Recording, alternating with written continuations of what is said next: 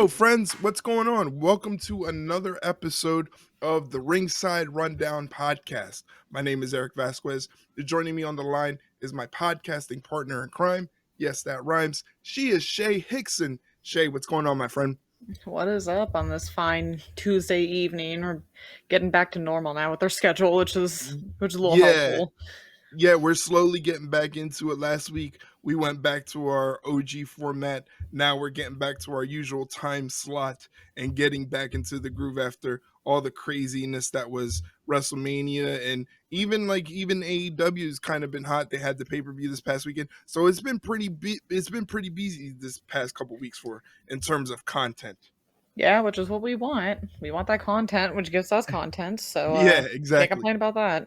No, no, no. But for anyone that is new here, that is listening, first, thank you for taking the time out of your day to listen to our podcast. We are a pro wrestling podcast. And the way we do it here is we open up the lines of communication, let's say, between you, the listener, and us, the host. You ask us questions about anything you want to ask in terms of what's going on in wrestling, and we provide some of our opinions and answers and stuff like that. And that's how we keep things fun here. Today, we have a lot of questions. Obviously, we're coming off the heels of WrestleMania. We're obviously in this new era. And also, AEW just had a pay per view this past weekend, AEW Dynasty, which I'm sure we have some questions about. So it should be a fun show. Oh yeah, I'm looking forward to this one. Definitely, definitely. So, what is on the list first for the episode today? All right. So first question comes from Jeff, but not the Jeff you're thinking of. He's actually one of my old friends from college. We would spend I can't tell you how many hours like watching wrestling, playing 2K, whatever it was that year. So I'm glad to see a question from him. So Jeff, thank you for the question. I appreciate it. Starting off hot. Will Ospreay and Bryan Danielson just put on one of the greatest matches ever seen, in his opinion, stateside, with great storytelling afterwards. How do we think the whole Danielson injury angle is going to affect Ospreay's character going forward? Maybe a bit of hesitation that leads to losses to avoid injuring somebody else. That's Mm, actually a really smart way to look at it. mm. I think the way I'm going to see it, though, is that Callis is going to get sick of Osprey like having a conscience essentially, Ooh, I and like that. being like, okay, either you have the killer instinct or you don't. Like, we're not in the business of sparing people's feelings, or that we're here to like make our money and whatever. And Osprey's gonna have a crisis of conscience in a way, and eventually he's got to get out of the Callis family. Like the fact that he's still in there is kind of surprising to me, but I think this whole Danielson injury is gonna kind of start to plant the seeds a little bit for him to get out of the family. Because let's be real, Will Osprey doesn't need the Don Callis family at No. all. No. Yeah, he definitely doesn't need any sort of mouthpiece, No. to garner a reaction from the crowd. In terms of the idea for like the injury angle, I mean, you could go that route, and like you said, I mean, I was kind of hesitant because it's something that is done kind of often. They're kind of hinting over on NXT. They kind of did it with Ridge Holland, that he was kind of doing moves that were dangerous and putting people on the shelf. So it was kind Yeah. of similar, but the way you spin it with the fact that they could use it for him to get away from the Don Callis family is actually very, very smart. I do like that idea of he already said in the press conference after Dynasty that he was retiring the move. Is it the Storm Driver, the one that where he Tiger Driver. yeah, the Tiger Driver. Yeah. He's not going to use that move anymore. And I could see it a way where he could do like a thing where he goes to use it just on instinct alone, and then like he realizes, oh no, like I can't do that. He has some sort of mental breakdown, some Yeah. PTSD. You slide in Callus there. You're supposed to be the aerial assassin. You're supposed to be an assassin with a killer instinct. You have the hidden blade and everything. Why can't you do this? Basically the way you mapped it out, it is perfect in my eyes. I would definitely go that route. And it's interesting, like it's one of those things, like the match itself was so good and Oh and yeah. so perfect and basically to have a match that was better than Osprey Omega at Forbidden Door, to Mhm. top that match, to exceed the expectation that we already had for the match when it was announced. You know, we already knew it had all the makings to be a classic, and it ended up being more than just a classic. It was just everything. If you're a fan of the art of professional wrestling, the physicality, you know, the way things are structured. Because there was a lot of detractors. Oh, there's no story because you know storylines are important, and yeah, I would have enjoyed a little bit of a little dramatic input for the match, but at the end of the day, the match itself was still a perfect professional wrestling match, and it was just phenomenal in every way, shape, and form.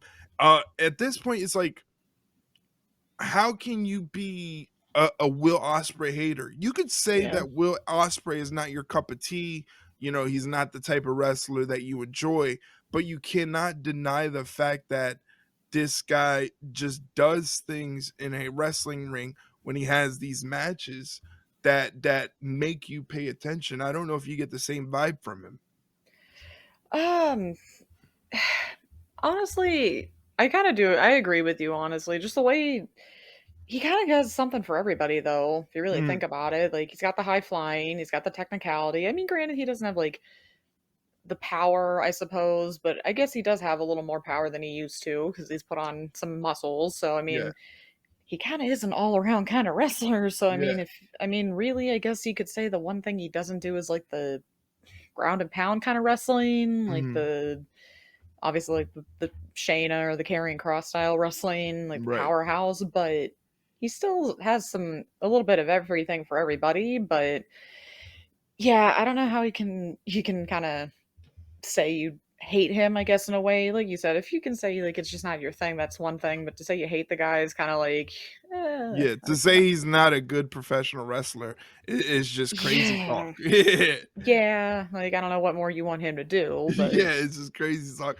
To me, it's kinda like it's the same feeling we got when we realized how good AJ Styles was. yeah, Like, we knew, like, we were just it's the same thing exactly what you said. He's got something for everybody. He can be technical, he can do the high flying stuff, he can wow you with moves and things like that. It's just that's the same sort of feeling when you see he can have a great match with anybody, whether it's Kenny Omega, Bryan Danielson, Kyle Fletcher, you know, it's just this guy just he's just that good. The match was great, fantastic.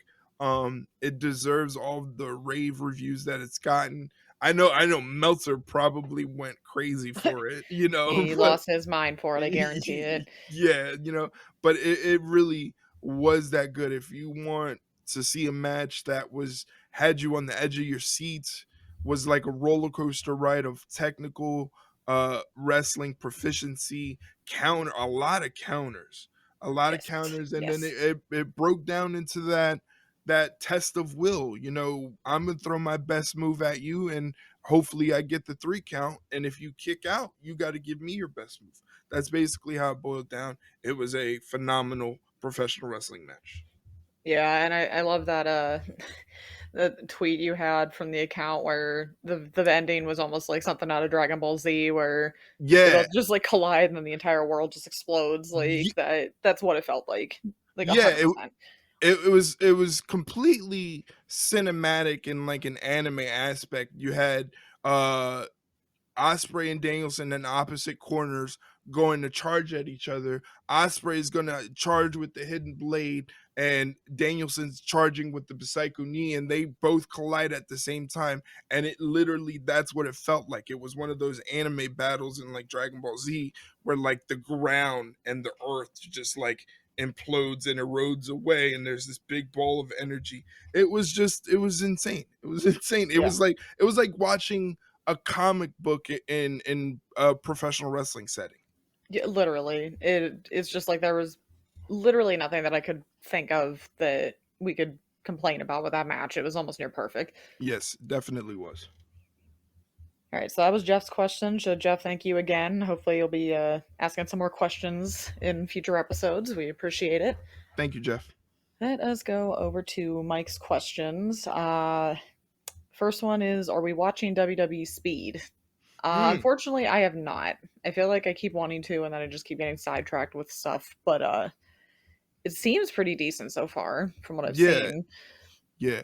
A lot of people, there were a lot of people that were like, "Oh, this concept is not going to work."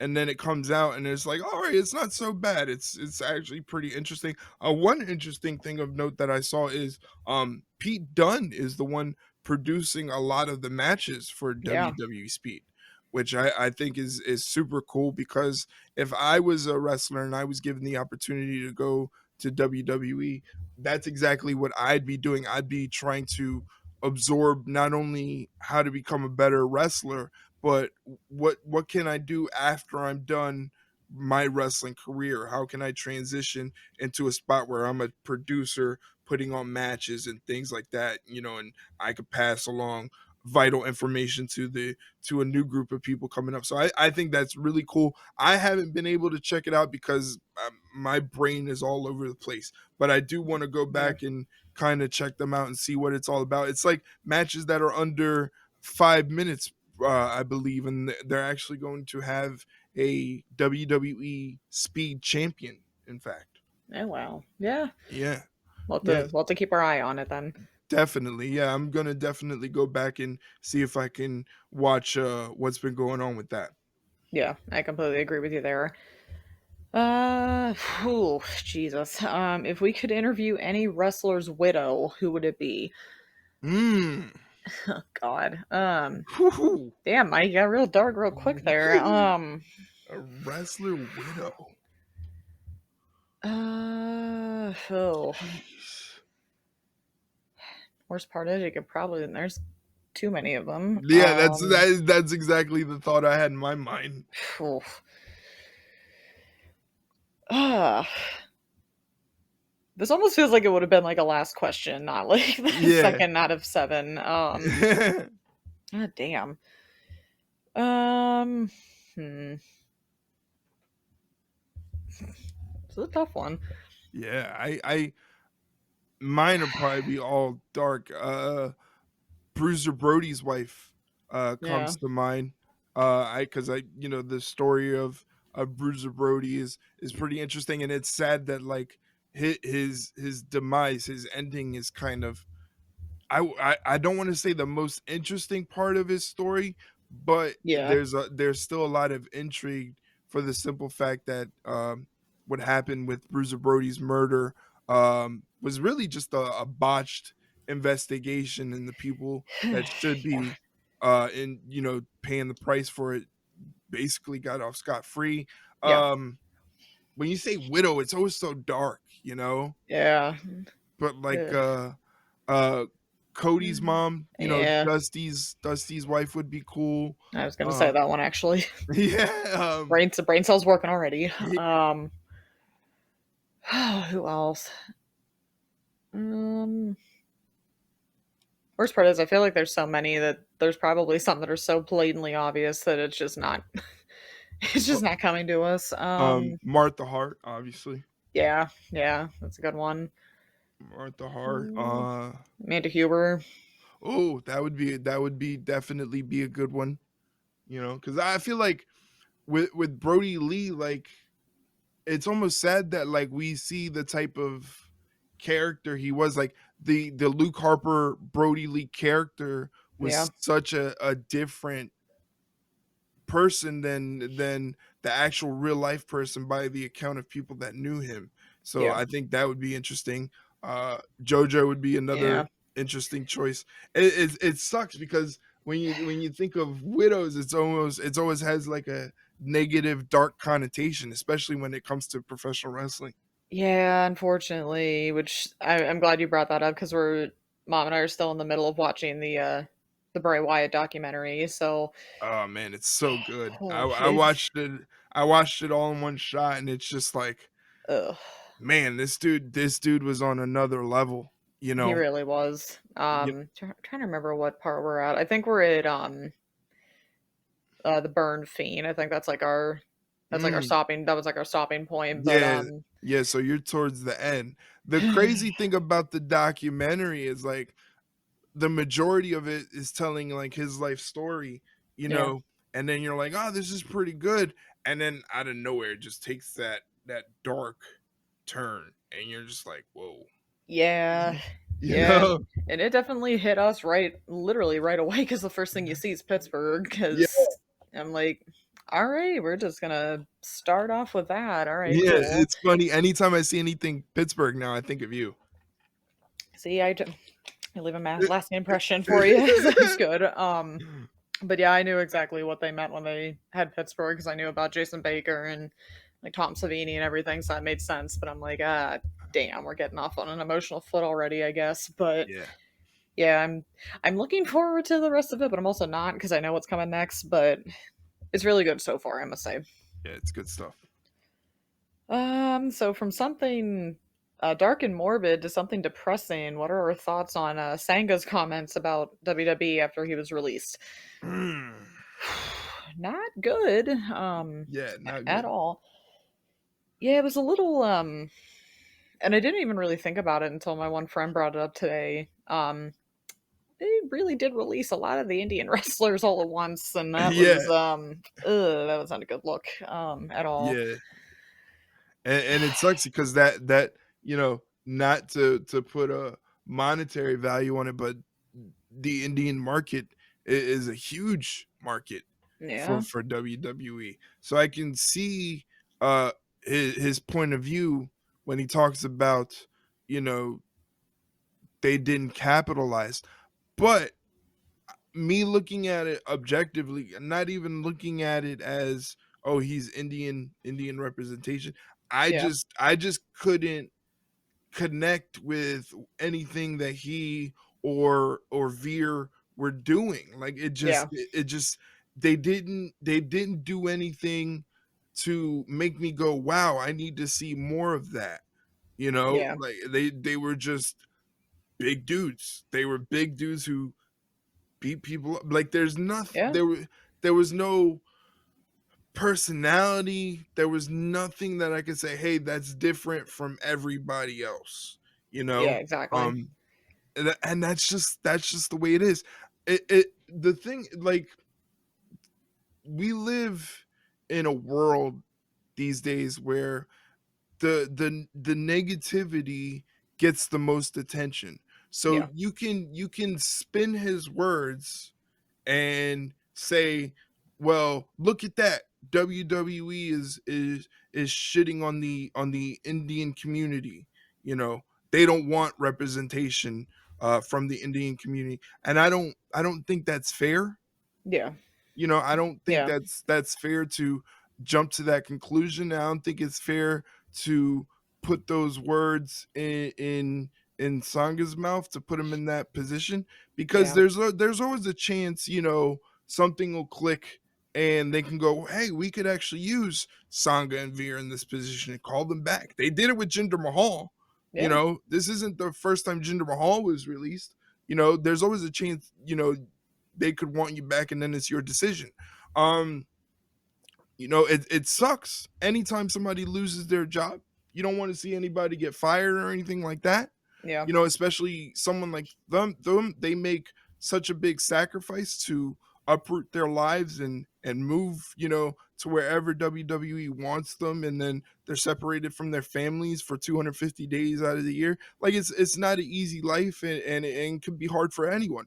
Um, but I don't look at the situation and go, you know, first let me think about the fact that there's no longer any sort of Indian representation. Yeah, that sucks, you know, but hmm, we need to put the pressure, instead of trying to paint WWE as a racist or xenophobic company, put the pressure on them and say, look, you have a huge Indian market.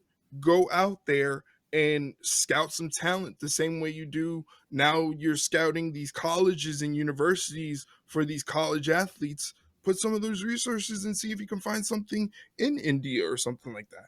yeah. Means it worked before, it can work again. Yeah, they just need, those guys just didn't. jump off the screen. You know, Yeah. Yeah. there was just nothing. There was no charisma. There was No. nothing that made you go, look at those guys. And it's crazy because you think of India, you know, they have Bollywood and things like that, Yeah. and they're very eccentric and animated, and they can act and they can perform. So it's not like you can't go to India, scout out talent, and find something like that. I just think obviously you got to also factor in that they're a product of the Vince McMahon regime. Yeah. You Yeah, know, unfortunately. That's the case. I'm pretty sure Vince McMahon looked at Veer and Sangha and was just like, okay, they're big as shit, put them on the show. And everybody else was like, well, how do we work this? And in Vince's mind, because this was always Vince, was it didn't matter. We'll figure it out Yeah. once we get them on TV and everybody gets a reaction to them. The problem is nobody gave a reaction to Veer or Sangha. No, no, they didn't. So it's that weird and uncomfortable balance of yes, you need the representation, but people also need to catch on to the representation. And Mhm. when they don't, that's it's a business. They're gonna say, yeah, we got the representation, but it's not essentially making us money. So Right. Yeah, you people have to think logically yeah, about these situations. We have to examine the whole picture. We can't just jump on a side and then try to paint WWE as a bad company for this. Like they've got enough on their plate in terms of trying to scrub away all the bad shit that they've been dealing with since 1984. yeah, they You need a know, power wash. They need a power washer at that point. yeah, like, so I don't think that they would openly try to, you know, do something because they're xenophobic or racist or No. anything. It just this is the way it happens. I mean, if anything, if representation is so important, call up the Bollywood boys. Those Yeah. guys are not only charismatic, entertaining, they jump out on the screen, they can actually wrestle and go. Yeah. You Yeah, know, they can. they'd be great for the tag team division. Those are just Hmm.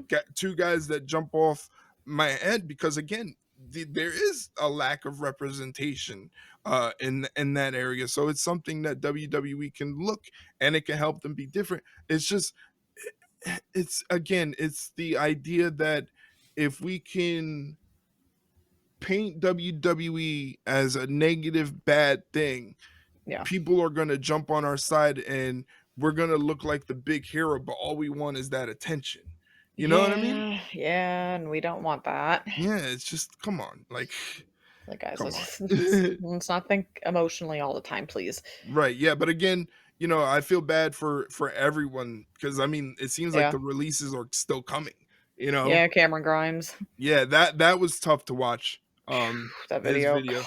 Yeah, his video was tough to watch. But like I said on Twitter, in the terms of Cameron Grimes, wrestling as a whole is in such a good place that like, yeah, he can go to AEW. He could also go to Japan. My Yeah. thought process is he can go to TNA and he'd instantly be a top guy in TNA. Oh, yeah. Whereas in AEW, he would have to kind of fight and claw to make a stance where they already have guys like Osprey, Hangman, Okada, Eddie Kingston. They already have main event talent that are all clawing at the same time to get there. So it's an uphill battle for him. But if he was to go Yeah. to TNA, like he'd be right up there with Moose and Nemeth and all those guys that they're trying to push into the main event scene there. So like it sucks that his dream job was taken away from him, but he can learn from like Drew and Cody. They also were kicked out and now they're back and they're top guys. So it's Yeah. never the end of the road for Cameron Grimes. This is just a minor bump and now he can do things like go to Japan, go to Mexico, go to all these Yeah. different places, try to work for AEW, try to work for TNA, and that possibilities are endless. Yeah, exactly. Like you said, it is a really good time in wrestling right now. So if you get released from WWE, that's not like a death sentence for your career. Yeah. You can find something elsewhere, and that's a good thing for anybody in wrestling right now. Yeah. I mean, he could go to like GCW right now, and Yeah, oh GCW boy. is like out of independent wrestling is so big, but GCW is the top of the top when it comes to true independent wrestling, doing things the way they want to do and being in a place where as a wrestler you have total creative freedom. Yeah. It's another perfect spot for him. So it sucks that he got let go from WWE. It was his dream job, but it's not the end of the road. He can work to get back there if he chooses to. Yeah, I completely agree. It's just a roadblock, Yeah. not the end of the road. Yep. This is this is a funny one. How do we think Forbes came up with the $2 billion valuation for AEW? Mike thinks that sounds a little high for them. Yeah. Yeah, it sounded high for me too, because I'm Yeah. like, where's all the secret money coming from there, Tony? I'm trying to honestly think what would even I don't what would know. it I think you'd have I mean assume I would assume they would have had to evaluate the company from like last year, so I'm sure a good portion of that might have been from All In, but Yeah. still like what else was it? Especially when you look at how some of the attendance was last year and into Yeah. this year, it's like is it the merchandise? Which sometimes the merchandise is a joke. Yeah. So did I Tony mean, just slip some of his own money in there? Like Pro Wrestling Tees really doesn't do them any favors in I the merch department either. honestly, like, I really would like to know if somebody in AEW actually comes up with those designs or Pro Wrestling Tees does and it's just like, "Hey, we think this would be really funny." And they're like, "Okay, sure, print it." Because I could just imagine the millions upon millions of dollars of just inventory just sitting there because it's a stupid design and maybe like a couple thousand people will buy it and that's it. Yeah. That's it's crazy too because like you look at Jack Perry, Yeah. he released some independent merch that I'm sure he had artistic creative direction for, and the stuff that he released on his own in his own shop it's phenomenal. Like I would even buy Yeah. it for the designs alone. Um, they're phenomenal designs, really cool looking designs. They're cool wrestling shirts that I wouldn't have a problem wearing out in public. You know, Yes. they're not. Yes. And Ugh. if you look at the design that AEW themselves put out through a shop AEW, it's Scapegoat. yeah, it's not a bad design, but it's very that Boring? meme of graphic design is my passion, where it's just Yeah, like and if you wear a shirt like that, you're gonna get some looks. yeah, it's just like there was no creative thought process. How do we make this a cool design that somebody would want to wear on a shirt? So Yeah, um maybe the merch is I don't I'm not a financial expert. So I don't know how they came up with the $2 billion. I My thought process is like obviously they have to look at Tony Khan basically has an unlimited bank account. yeah, We've said it before on this podcast. I read a stat that said Tony Khan, in terms of AEW, can be a financial loss for Tony Khan for the next 20 years, and it yeah. would not make a dent in his financial situation. It's To a dent. have even a fraction of that money. Yeah, like that's how much money the Khan family has. So, I but another thing is TV rights with Warner Brothers. I mean, Yeah. that's not a small company, you know. No. It's not a God. small company. Um, being able to be broadcasted on TBS and TNT, pay-per-view, like you said, Yeah. All In was probably a massive boost to that. And then they probably have to look at future ideas such as, AEW being a part of a streaming service, which would make their Yeah. content easily accessible, more easier than it is now. Um, so yeah, 2 billion does sound like a crazy number, Yeah. but I mean they valued WWE is at like 6 point something. UFC was like at 11, you Yeah. know. and a lot of it is just a projected value.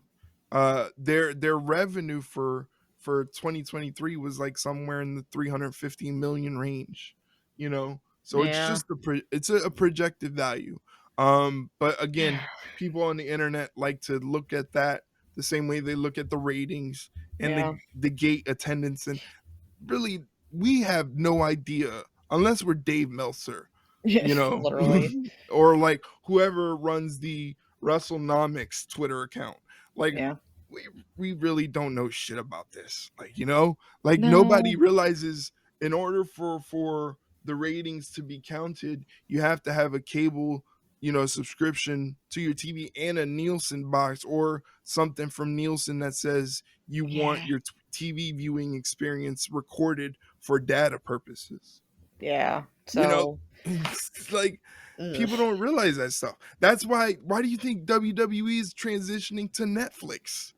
You know? Yeah, which is still gonna hurt me, but Oh yeah, it's gonna hurt me, but fuck, I gotta do it. You know, it's like yeah, gotta do our jobs. But I don't yes, know. Maybe it's because like maybe they have some extra money because the pay per views are still $60 a pay per view instead of $4.99 a month or like whatever it is now on Peacock. I don't know. I've lost track, but that might have something to do with it. yeah, But yeah. It's just still, it's crazy, just like you get tired of paying $50 to $60 every month now, unfortunately, at this point, because they're running a pay per view almost every month. So it's just like, right? guys, God. That's the thing is like I understand they're only 5.5 years old, almost 6 years old, but we're in 2024, so I Yeah, would think like if you're starting a company, an entertainment company, in this current climate, I would think like starting some sort of streaming avenue where you can say, hey, you want all of our content including the pay-per-view events and stuff like that, you know, they'd probably get further if they started a streaming service for 16.99 a month or 19.99 a month.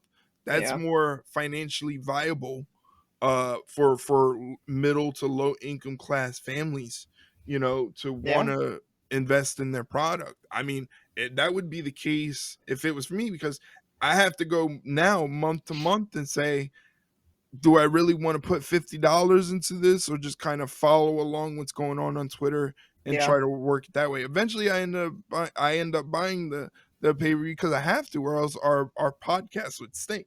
It would be a little like struggle bus, but we Yeah, make it through. you know, like so it's an investment. I just wish the investment was lighter. And being that I'm someone that is in the low, you know, low class bracket of financial, you know, Yeah. things, it would just make a lot more sense. And I don't think Tony Khan sees it that way. But again, for the original question, I have no idea how Forbes uh came up with a $2 million uh you know estimate. That's something Yeah.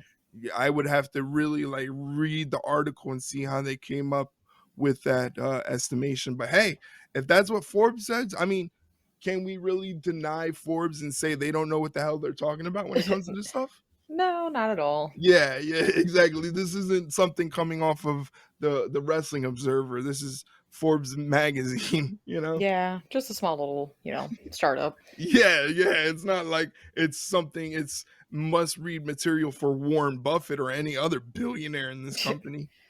Literally. So that's the magic answer that we won't ever find out, or maybe we will. Like I said, if we read the article, I'm sure they'll say, but we sure as hell don't know what the answer is. Yeah, don't know at all. Yeah, for once, we know a lot of things, but not that, unfortunately. If that's the story you want to tell. Yeah, you gotta spice it up a little bit occasionally as well. Um, alrighty, so Imperium kind of imploded. Mm, Mike is not a fan of breaking them up. It feels like something Vince would do, change for the sake of change. mm, Um, mm, I feel like it was almost a matter of time. They kind of hinted at it a little while ago, but I think we've kind of gotten used to Triple H's like delayed mhm, breakups or just delayed like storyline payoffs where he kind of makes you forget about it for a little bit, and then he kind of gets you at the last second. Yeah, Um, exactly. I was gonna say that. I'm I'm okay with it because I guess in their mind they trimmed the dead weight, Mhm. and I liked that it was essentially just Vinci getting excommunicated from the group because everyone saw what happened backstage when Kaiser's like, "I told you I'd take care of it," and clearly Gunther knew what he was talking about, so it was planned all along. Yeah, So Gunther maybe, put out the hit. yeah, so I don't know, maybe that gives Giovanni a little, I don't know, maybe a fresh start somewhere else because the draft's coming up, and Mike has a question about that in a minute, a little bit. But yeah, I mean, maybe it's just to freshen some things up because you kind of get used to the same old. And I Right. mean, granted, it might not work. It might work really well. Who knows? But yeah, sometimes you just gotta go for it just to see what happens. Definitely. Yeah, I think um Mike's sentiment that it's kind of like the old way they would do things. I just feel like it harkens back to our episode last week where it's just like it's sort of a PTSD sort of Yeah, deal where we're basically conditioned to think that way, that that's the way it's going to be. yeah, Um, my thought maybe like you said with the draft, there's always a possibility that Vinci can go back down to NXT as a solo act. They tried to do the solo act with him before. yeah, And from what I've saw on the internet, like people actually dug it. Like at first it wasn't for me, yeah, the Giovanni Vinci solo act, but the silver lining is he's actually a fantastic wrestler to the yeah, point where I don't think being in Imperium as a tag team with Kaiser, I don't think he was able to showcase like he was in small spurts, but like nothing ever like to get on there. You can go, wow, he's really, really good, but he actually is very, very good. Like if you look at his matches on the Cruiserweight Classic, when he was yeah, Fabian Eichner, and then he had the run in Evolve when he first got signed to WWE, where they made him the Evolve champion. You know, he's a very good wrestler and he can do stuff that can wow you. So maybe they can go back to that old gimmick that he was doing in NXT as like I don't want to say like male model, but like he was like it was almost like an updated version of like a Rick Martel. yeah, Like the arrogant sort of egotistical, good-looking guy. So they can go back to that. The thing is with Triple H, I give them way more length in terms of I'll let it see how it plays out because they always figure out a way to hook people, yeah. and it's like Oh you yeah, said with Triple H's booking, you hit it on the head. He does a thing where it's like he'll plant a couple seeds and just completely abandon it, and then when it clicks in your head, hey, he hasn't been doing this. All of a sudden, he pops in a new seed, and you're like, here we go again. He does it all the time. He did it all the time in NXT, where he would start and stop these seeds, and then go from there. So it's one of those things I think I want to see how it's going to play out. I want to see if maybe Imperium is going to add somebody else to the mix, maybe. you know? Yeah, I don't think a lot of people are like, oh, there maybe call up Ilya Dragunov and put him in Imperium. I think Ilya is such a force on his own. Like he would almost like outshadow everybody in Imperium, including Gunther. yeah, So yeah, I wouldn't go that route, but I feel like maybe they could add a new body. Maybe it'll be good for Vinci to show off what he can do on its own. So there's good possibilities with it. yeah. Exactly. Like, there's always a silver lining in everything, and again, it might work, it might not, but we'll see. Yeah. Alrighty. Funny enough that we just talked about this. It was quicker than I thought it was. Who benefits the most from a change of scenery with the draft coming up? Well, Hmm. obviously Giovanni's one. He could probably go back to NXT and he'd do really well down there. Hmm. I was kind of looking through the roster page and there were honestly very few where I'm like, oh yeah, that one jumps out to me. I feel like the two possibly maybe as a team, maybe a solo acts, who really knows? I would say Isla Dawn and Alba Fire, they need Mm. something because those two. I just don't get why what they're not doing with them because they're. I mean, obviously, you and I are biased. They have the kind of aesthetic that we enjoy. Yeah. There could be so much more. There could be so much more for them, and they just aren't really doing much of anything of importance. So maybe shake it up a little bit. Send them over to Raw, see what happens, or back to NXT because they're clearly treating NXT like the third brand now. So Mhm. it's not really. If people still think that going to NXT at this rate's a demotion, I don't really know what to tell them because clearly that's not going to be the case. Hell, at this point, I'm fully expecting NXT to be the third brand on Survivor Series again, which I liked it when it happened the first and only time. So, um, yeah, those are the three that I could really think of: is Giovanni, Albin, Isla. Just trying to think of my head. I mean, not besides like the obvious ones like Ilya Dragunov, Trick Williams, Carmelo Hayes, like all those ones are pretty like obvious, so it's not really much of Mhm. like a need to change the scenery. Right. Hmm. Like I said, I'm just thinking off the top of my head. I can't really think of anybody.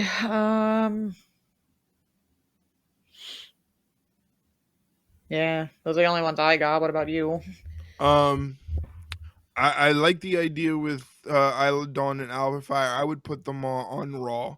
I think that would be good. I would do a switch. I would send LA Knight from SmackDown to Raw. I think LA Knight could benefit in moving to Raw and attempting to be a top guy for that brand because I think there's a lot of top guys for SmackDown. So a lot of I would move like Bobby Lashley and the Street Profits over to Raw. Yeah, Um, yeah. I would try to shake things up with the women. Maybe move Candice to SmackDown. Ooh, yeah. You Indy know, too. I would move Indy if they're trying to put Indy fully on board with what Candace is doing. I feel like they're kind of tiptoeing it. One week she's admonishing Candace and telling her it's wrong, and then the next week she's partaking in what Candace is doing. So I want to Yeah, see them take a hard stance, you know? yeah. One or the other. Yeah, one or the other if they're gonna have Indy do it or not. If not, then move Candace over to SmackDown where she can flourish with that heel character. I think it'll be difficult because again they want to keep married couples together because it just makes the job a lot easier for them. So obviously they want to keep Candace and Johnny together, but I think they could probably use a different type of scenery. Yeah, this draft I feel like this draft is important, but like the other drafts that we've had beforehand, they were kind of just treated as like they weren't really important. They were just events, that happened, Yeah, So like gradually over time, I never looked forward to the draft because I just felt like nothing's gonna really wow me and say like, oh, thankfully for the draft, that person moving really helped them and got me into them. But I do feel like you said, with NXT being incorporated again as more of a third brand rather than a developmental, it has piqued my interest in seeing. Okay, they're definitely going to take the draft seriously and make it a big deal. So it might be worth tuning into. So I'm just excited to see what the possibilities are. But I think for me, the one glaring thing that sticks out is I feel like LA Knight would do good as a top guy on Raw. yeah, yeah. I agree with that for sure. It'll be a very interesting one for sure because the worst part is there's still going to probably be people that be like, oh, so and so got demoted to NXT. That's like they don't care about them anymore. It's like Right. okay. Yeah. There's I mean, there's people making a big deal that Finn Balor re-signed with WWE and didn't elect to go anywhere else. Like Oh, it, that tweet. Oh my god, that tweet. I got so nervous. I'm like, this can't this can't be happening. And then I read the rest of it and I'm like, ah, son of a bitch. it's just every day there's something new. Someone's bitching about something. It's insane. Literally, it's like, where the hell do you want him to go? Like, It's yeah, right in the middle of the whole Judgment Day thing, which that's a whole drama in and of itself with what Damien did on Raw. But it's just like, yeah, he'll leave right in the middle of that just for yeah, the it's just sake like of it. Like, God, People people are don't think fucking ridiculous. it's They really don't. Anyway, so Mike's last question. Oh boy, who's our pick for the NXT Women's North American Champion? ooh, I want to hear yours. God, I'm looking through the roster right now because I feel like well, Cora's still hurt, so that's gonna be a problem. Mm, I could see JC Jane getting it maybe. Ooh, that's a good pick. Let's see here. I feel like Lyra is a little too obvious of a choice right now. Roxanne, obviously not. That'd be kind of odd. Um, you could do Tatum Paxley maybe the way she's been going right now. I love Tatum. Love it. Thea Hale maybe. It's I fucking love Thea. crazy. Mm, Dark horse pick maybe Sol Ruka, but Ooh, I just because I love chaos, I would love to see Tatum or Thea win it. Just yeah. because those two are the embodiment of chaos on of the opposite ends of the spectrum. But mm, it's so tough because there are some here where it's like, yeah, that could work. Um, how? Ugh, fuck. I'll say JC Jane or Tatum Paxley because I think those two would be pretty good champions. Yeah, I think JC Jane would be a great pick because she's been there for so long. She was part of the hottest female faction in NXT history in Toxic Attraction, and Yeah, she's kind of outshone like Gigi Dolan, who should have yeah, been. I felt like if there was a pecking order and Mandy Rose exited, you would think Gigi would be the one to step up and get the spotlight and not JC Jane, but like she's yeah, been making it work, so that's a good pick. The thing is, the NXT women's division is probably my favorite women's division in all of wrestling because it's just there's so many layers to it. I mean, you like you said, Sol Ruka would be a good one because you can look at this title that they're creating as like a workhorse title. It's not the world championship, but yeah, it's a stepping stone the same way the Intercontinental Championship is. So like you said, Sol Ruka, Kalani Jordan, would be great. Lash yeah. Legend has improved dramatically, Oh you yeah, know. yeah, But like there's so many women there that like they're great women, like I said, like Kalani, Sol Ruka, Fallon Henley, they're great.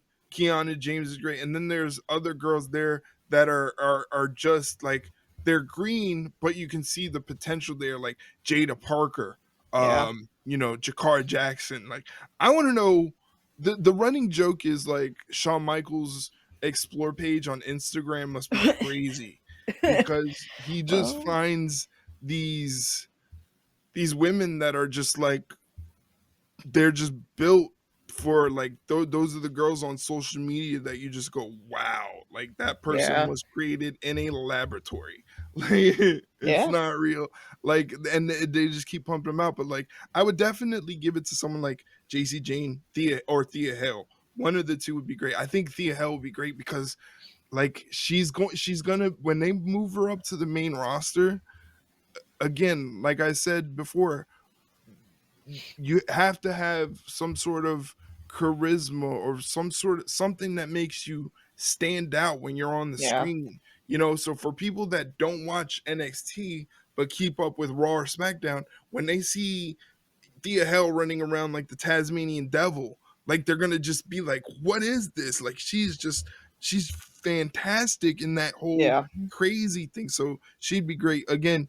But I mean, I whoever they wanted to give it to, it would be a good fit because that's how good the NXT women's roster is, and that's just how much depth they have in that roster. I mean, there's so many things that I want to see. I still want to see what Ariana Grace is doing with Gigi Dolan. I think Ariana Grace is hilarious. oh yeah. You She know, is funny. she is just hilarious. Like her comedic timing is just impeccable to the point where like I need an interaction where like she gets out of whack and they're like and Ava's like dude, I'm gonna call your dad, like, you know, and then all of Literally. a sudden we get a Santino Morella and Ariana Grace interaction. That would literally blow my mind. I It would need to be see it hilarious. because it would be hysterical. People would lose their shit over it. Like It would break the internet. it would, and I would like to see it now that you've mentioned it. So, well, hopefully you just talked it into existence I because you know how hope that so. works with us around here. Yeah, we do that a lot. Yeah, we do. So let's hope that happens. But in the meantime, that is all of Mike's questions. So thank you Thank as you, Mike. always. Let us move on to. Yeah, we're just going to go in order. So we're going to go to Jack's questions next. His first one is: should Dom win King of the Ring so he can crown himself Rey Mysterio? That would be such a Dom thing to do. Like I I would not love even it. be surprised. That would be the ultimate troll job by Triple Yeah. H. Is if you get the biggest pain in the ass for the WWE Universe to win King of the Ring, that'd be hilarious, and that would actually work because he could be insufferable more than he already is. So Yeah. it kind of makes some sense. Like, I hope he's going to be medically cleared in time yeah, because because him the and Rhea are Sling a thing. little too similar. Yeah, that's so weird because they did say the injury is legit and they don't really have a timetable for him to be cleared so far. So yeah, it's just ear. It's so ear how like she had a shoulder. Rhea had a shoulder injury. Dom had a shoulder injury. I feel like there's somebody else that like had like a shoulder injury or something like that. Yeah, Punk hurt his triceps. Drew McIntyre hyperextended his elbow. Like yeah, it was just like a cavalcade of injuries. But I hope that he's cleared in time for the King of the Ring event that's going to happen. I believe it's at the end of May. It's going to be yeah, a Saudi Arabia event. They're doing King and Queen of the Ring. yeah. Um, you're not excited for the Queen of the Ring? No, I am, but I feel like I'm very torn on what I want to happen because immediately me just being me is like, no, Dakota needs to win Queen of the Ring, but she's still going to be That King of would the be my Ring. pick. However, I would much rather her win Money in the Bank, Mm, but I, mm, I think selfishly I'd like Shayna to win Queen of the Ring because you know that also makes a lot of fucking sense. mhm. Like Queen of Spades, Queen of the Ring, but I want her. I want Shayna to win it, but I want Dakota to win Money in the Bank because I feel like Money in the Bank is definitely more important Yeah. because we know what that could lead to down the line. Preferably at SummerSlam still, but yeah, a lot of And the people are way saying well, no, they were saying Tiffany Stratton for Money in the Bank, which that could make sense, mhm, but so could Dakota. yeah. Um, I mean, Tiffany could win Queen of the Ring and be absolutely insufferable. Yeah, Like, Tiffany would be great for Queen of the Ring. could you Um, imagine? yeah. The thing is, like, the way Gunther was painting it, last night on Raw is if you win King or Queen of the Ring, it puts you in line for a title shot of your choosing. Or I don't know if he was just kind of alluding to that. Like, I mean, obviously, if you win one of those king or if you become king or queen of the ring, like it should put you justifiably in Yeah, a main event setting, at least for one PLE event. So I that's what can I'm see looking why they would for. use that. And it would be great because you can do like a one-off thing with Shayna. You could do it with Yeah. Zoe. You could do it with Dakota. I think Dakota would be better suited for Money in the Bank because that opens up more possibilities for her to do something like. But I think I wanted Dakota, but I think Tiffany Stratton. I think you turned the light bulb on in my head when it came to Tiffany Stratton because again, like you said, how insufferable would she be being the queen of the ring, along with Ray being the king of the ring, being the Ray of the Mysterios. That Yeah. would be if he called himself the Ray, which Yeah. Ray is Spanish for king. So Uh-huh. if he was That would be if he funny. was the king of the Mysterios, oh my god, that would just Yeah. be fantastic. Him sitting on the throne with a bucket of chicken tenders. Oh my god. I mean, that sounds like a dream to me, but I would love uh, that. I would too. Like, I wish I could do that at work. That'd be great. But yeah, mm, I feel like I don't know. King and Queen of the Ring are more like if you're a good guy that wins it, it's a feel good moment. But if it's like a bad guy winning it, obviously you're just going to be insufferable about it. And I Mhm. feel like, and I'm sure Jack would agree, is the co-president of the Dakota Kai fan club. I feel like the way her character is, it's not really suited for like being an insufferable I won Queen of the Ring kind of person. She would be Mhm. more in line for the Money in the Bank because she's very deceitful, very sneaky, very like snake like, obviously. And we've seen her in War Games matches. She is way more suited for a ladder match than just. I mean, obviously she's great in the ring anyway, but we know how she can get when we get put her in those like weapon style matches. She can has literally been the MVP of every War Games match she's ever been in. So putting her with ladders is a great idea. So I think I would just hold her off until Money in the Bank. Obviously, I selfishly want Shayna to win Queen of the Ring, but Tiffany, unfortunately, makes more sense. But for the men, I kind of do just want to see Dom win it just so he can be a complete more of an asshole than he already is. Yeah, that would be fantastic. I think that's the route that they should go. Because again, it opens up so many possibilities of things you can do in the future. You know, Yeah. and the last time they did the King of the Ring thing and the Queen of the Ring thing, it was nice, but again, it was a victim of the McMahon regime where they do these things and they really don't follow up or put any weight of importance on them. So it was No. like I just remembered Xavier Woods and Zelina Vega won it last time, but who cares? Yeah, yeah. How sad was that? I mean, like, good for Selena and Xavier, but also it's just like that was it.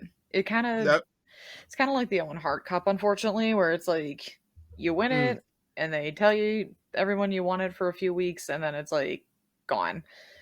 yeah, So it's just like if make it we're more gonna do meaningful these, again. yeah, if we're gonna do these things, like again, make like you said, make it more meaningful. And like they and for AEW's sake, like they had the belts set up and everything. That should be something that the winner should carry around or at least be presented as such year round, you know? Yeah, until they have to relinquish it for the next winner. Like it's not that hard, but eh, I don't know. Like you can throw the FTW title around, and essentially it technically means jack shit when it comes to AEW. But apparently the tournament that AEW created, you can't hold on to the belts. So that's the reasoning we have here. But whatever. Yeah. So next is something that I knew Jack was going to bring this up, and I knew that you and I are going to go on rants about this. So Jack is not sure why there's this Becky Lynch fatigue. She spent most of last year feuding with Trish Stratus and Zoe Stark, then getting the NXT talent over and experienced, and continues to show why she's the ace of this division. Thank you. Someone actually has some common sense around here, because the amount of shit I have seen all over social media since Becky won is just ridiculous. Like, Yeah. I get the whole Liv could just win it and could be insufferable, and Rhea can come back and take it from her. Those two at this rate don't need a title to feud for. Like, those two can just Mhm, kick the shit out of each other and not have to worry about it. mhm, If you want this title to be a workhorse title until Rhea comes back, which I mean it's going to be a workhorse title regardless, but in you want somebody to hold on to that until Rhea comes back in God at this rate, what, July, August maybe? Like not even until the end of the summer, beginning of fall. Why wouldn't you have Becky Lynch? Why wouldn't you have, like Jack said, the ace of your division?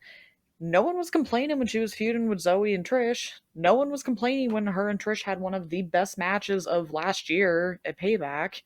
Now all of a sudden, because she's near a title again, oh well, we don't want her. We can't have her. She's too boring. She's boring. It's just mhm. like, what are you guys looking at? Like, it's just, it's just funny how like we always say. fans are fickle. They are fickle, and I don't get it.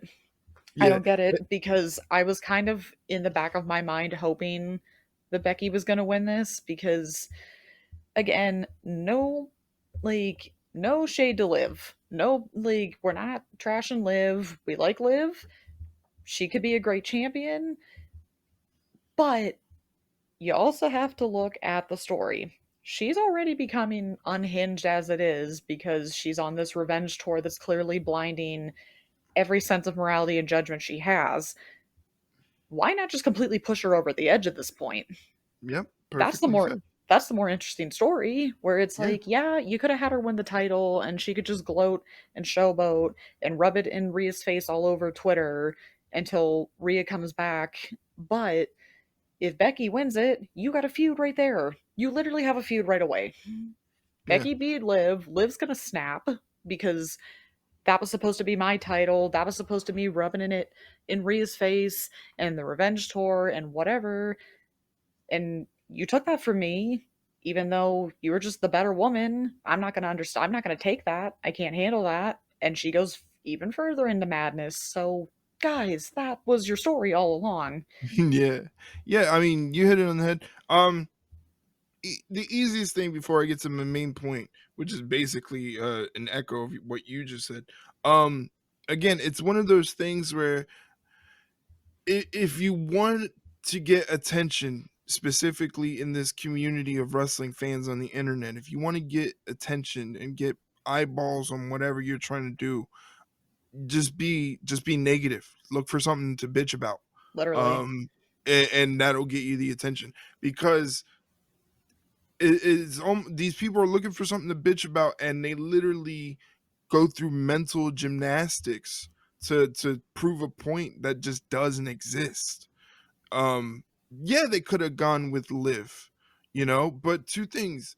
Becky is the more reliable. You're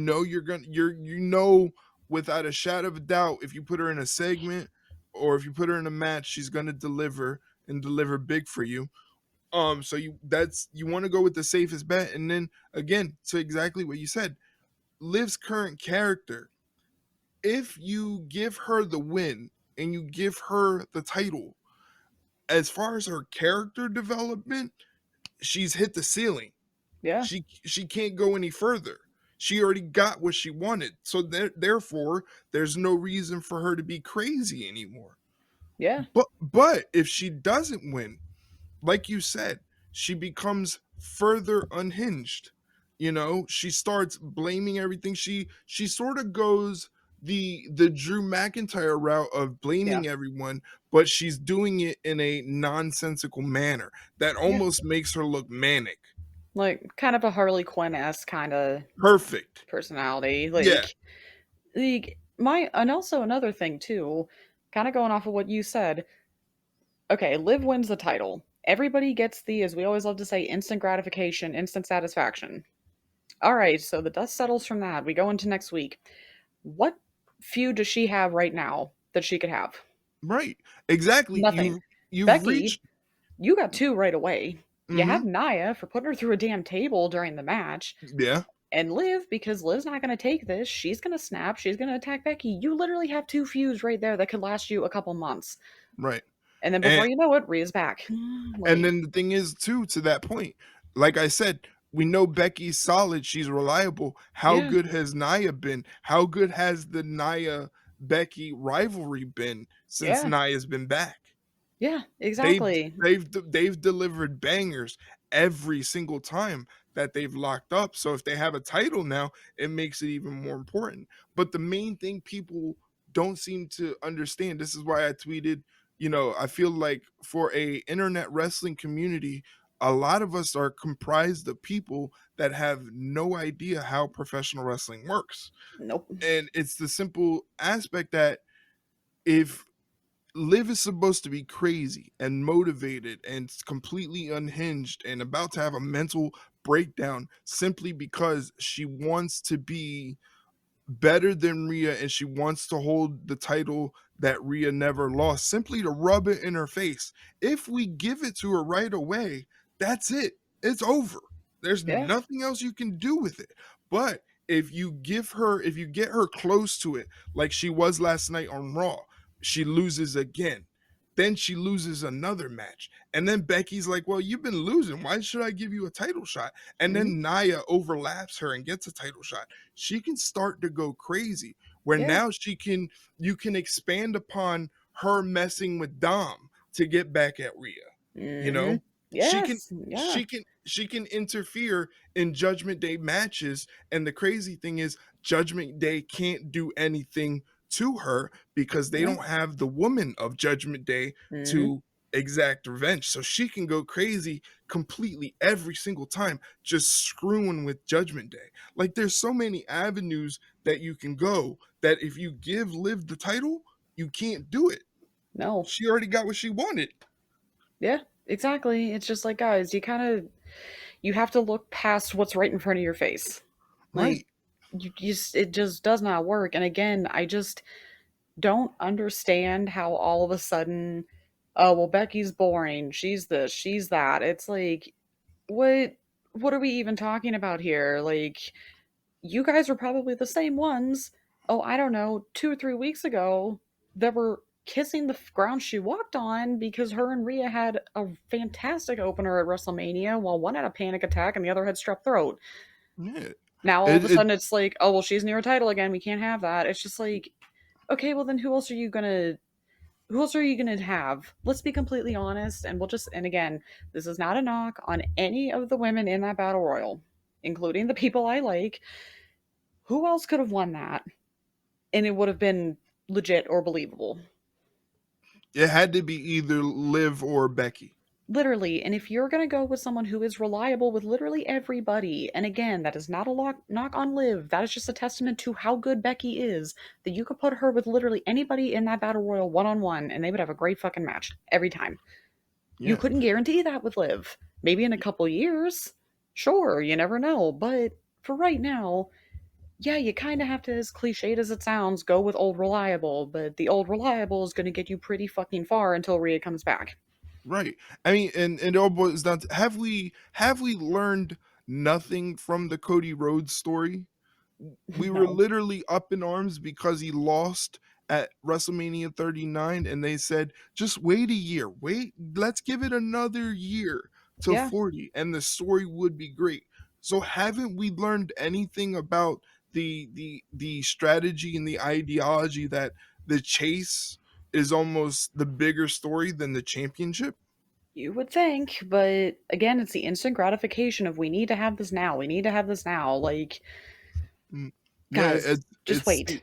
it's the instant gratification, and the flip side of that is it's the attention you get from being a contrarian. Literally, and it's exhausting to It even is look at, very let alone exhausting. God, okay, so that was my rant. So you That know was what? great. Perfect. I will go on the record and say I'm happy Becky won the title. I wanted her to win the title. So deal with it, I There you guess. go. Like you can go cry about it, but Real um glass, go cry me a river. literally like cry, but whatever.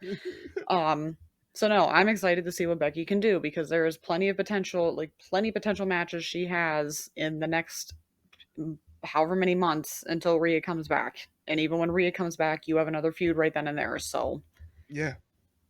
storytelling, guys, it takes some time. Anyway, so let's move on with Jack's questions here. So we kind of touched on what he's asking in this question. So he thinks the Battle Royal exposed the little character depth of the women's division right now. He harps on AEW's women's division woes. So I got to be fair here too. AEW's picked it up lately with their women. So he hopes Triple H invests more TV time into them so he can get to know these characters. Yeah, I mean, you looked at the women that were on there, and the final five were the final five. I could have told you on paper months ago was going to be the final five. So Mhm. it was going to be Shayna and Zoe. It was going to be Nia, Liv, and Becky. There was nobody else there that it would have been like, yeah, this makes total sense for them to be there. Maybe Chelsea Green, but even then, like, there was no chance she would have won it. But Yeah. But she yeah, was one of the big stars simply from that elimination spot. Oh, You yes. know, where she got eliminated, the refs didn't see it, so she's like, "I'm back in it." Like, that was Yeah. just she does those little things that, like, you makes you realize, like, this girl's a star. Like, Yeah. whenever they feel like they can pull the trigger on Chelsea Green and make her a big deal, she'll be fantastic. Yeah, I completely agree. Right now, she's playing her role perfectly, and Yeah, I'm sure at some point she'll get rewarded for it. yeah. But, yeah, Jack's right. There's when you have how many women were in that Rumble or in that Battle Royal, like, I don't even remember the number off the top of my head, It's but we'll like just 14 or 15. yeah, 14 or 15, you really could have only maybe if you're really pushing it, whittled it down to 4, where you're like, "Oh, Mhm. yeah, that's pretty much all you got." It's like, Yeah, okay, it was just filler at that point, so I would agree with them. They need yeah, to put a little more time into more than just the usual, like, 6 to 8. yeah. Give them a little more time. AEW, he's right, it's been doing a better job with the women lately. They must have been hearing us yell about it, but we'll obviously Um, get to that later, but, I yeah. my thought is I'd love to see them take the approach again. I'm bringing it up again. The NXT women. You look at Yeah. the NXT TV program and their PLEs. They have 3 to 4 women's matches on the card or on the Yeah. show. Three Yep. to four women's segments. And if you look at the roster in NXT, every woman has something that makes them different from Yep. everybody else, which is crazy because, like we said, it seems like all Shawn Michaels does is go on Instagram and say, "All right, DM her and see if she wants to become a professional wrestler." Literally. But like they figure out how to make everybody different and they invest time into that character. So it's two things with the main roster. It's more investing into the characters and letting them show that they're different from everybody else. And like you said, we need a different variation of what is the main event spot in the main roster for the women's division. So I would like to see them elevate Zoe and Shayna because I think they're a fantastic team. They have a fantastic chemistry with Yeah. each other that you only really see on social media. I think the The the TikToks. TikToks, yeah, the TikTok stuff with Yeah. Shayna being on TikTok but absolutely hating everything about it is fantastic. Don't follow her on TikTok. Yeah, and Zoe annoying her is they show that they have that charisma. They need to utilize that. But like Zoe and Shayna also elevate Candice LeRae. I Yes. think it's time to put Candice in a main event situation Yeah. because heel Candice LeRae has been fantastic and she was fantastic doing it in NXT. Um I like that they're going to maybe put some time into Maxine Dupree. I think Yeah. her story of simply just being someone who just didn't know anything about this but fell in love with it and wants to do a good job and wants to be a great performer for the fans, and we see her stumbling but we also see her getting those small victories. You know, Yeah. maybe not victories and wins, but victories where she eliminates someone from a battle royal or she hits a move with flawless execution. I think for us as fans, we look at that and go, "That's good." I feel like that's endearing, and that's something we haven't seen in WWE for a long time. Just someone who's super vulnerable, and it's something endearing that we can identify with. There's a lot of things that they can do with the women on the main roster. They need to basically copy the strategy of NXT and maybe a little bit of AEW as well, and Yeah. start investing. We have to figure out a way to split TV time 50-50 between the men and the women. It just has to be that way. Yeah. And as we've said time and time again, the women will rise to the challenge because they've Yeah, done it before. yeah, totally. So, so that's that on that. Um, all right. Obviously, we talked about this ad nauseum earlier. The Danielson and Osprey match. The expectations were already high, and they, pun intended, elevated above them. It was a good one, Jack. Yeah. I mean, I don't know what more you can say other than it was just a near perfect match. Like, and it Yeah, had everything. I think it so far, I think it's AEW's greatest match they've Yeah. ever had on any program, and they've had a lot of great matches, a lot of great Will Ospreay matches. Um, this one was just like this would be something I would love to share with someone who doesn't watch wrestling. Like, Yeah. I'd throw this match on and I'd be like, check out these two dudes just go at it. Like I would be happy to show a non-wrestling fan that match and be like, this is cool.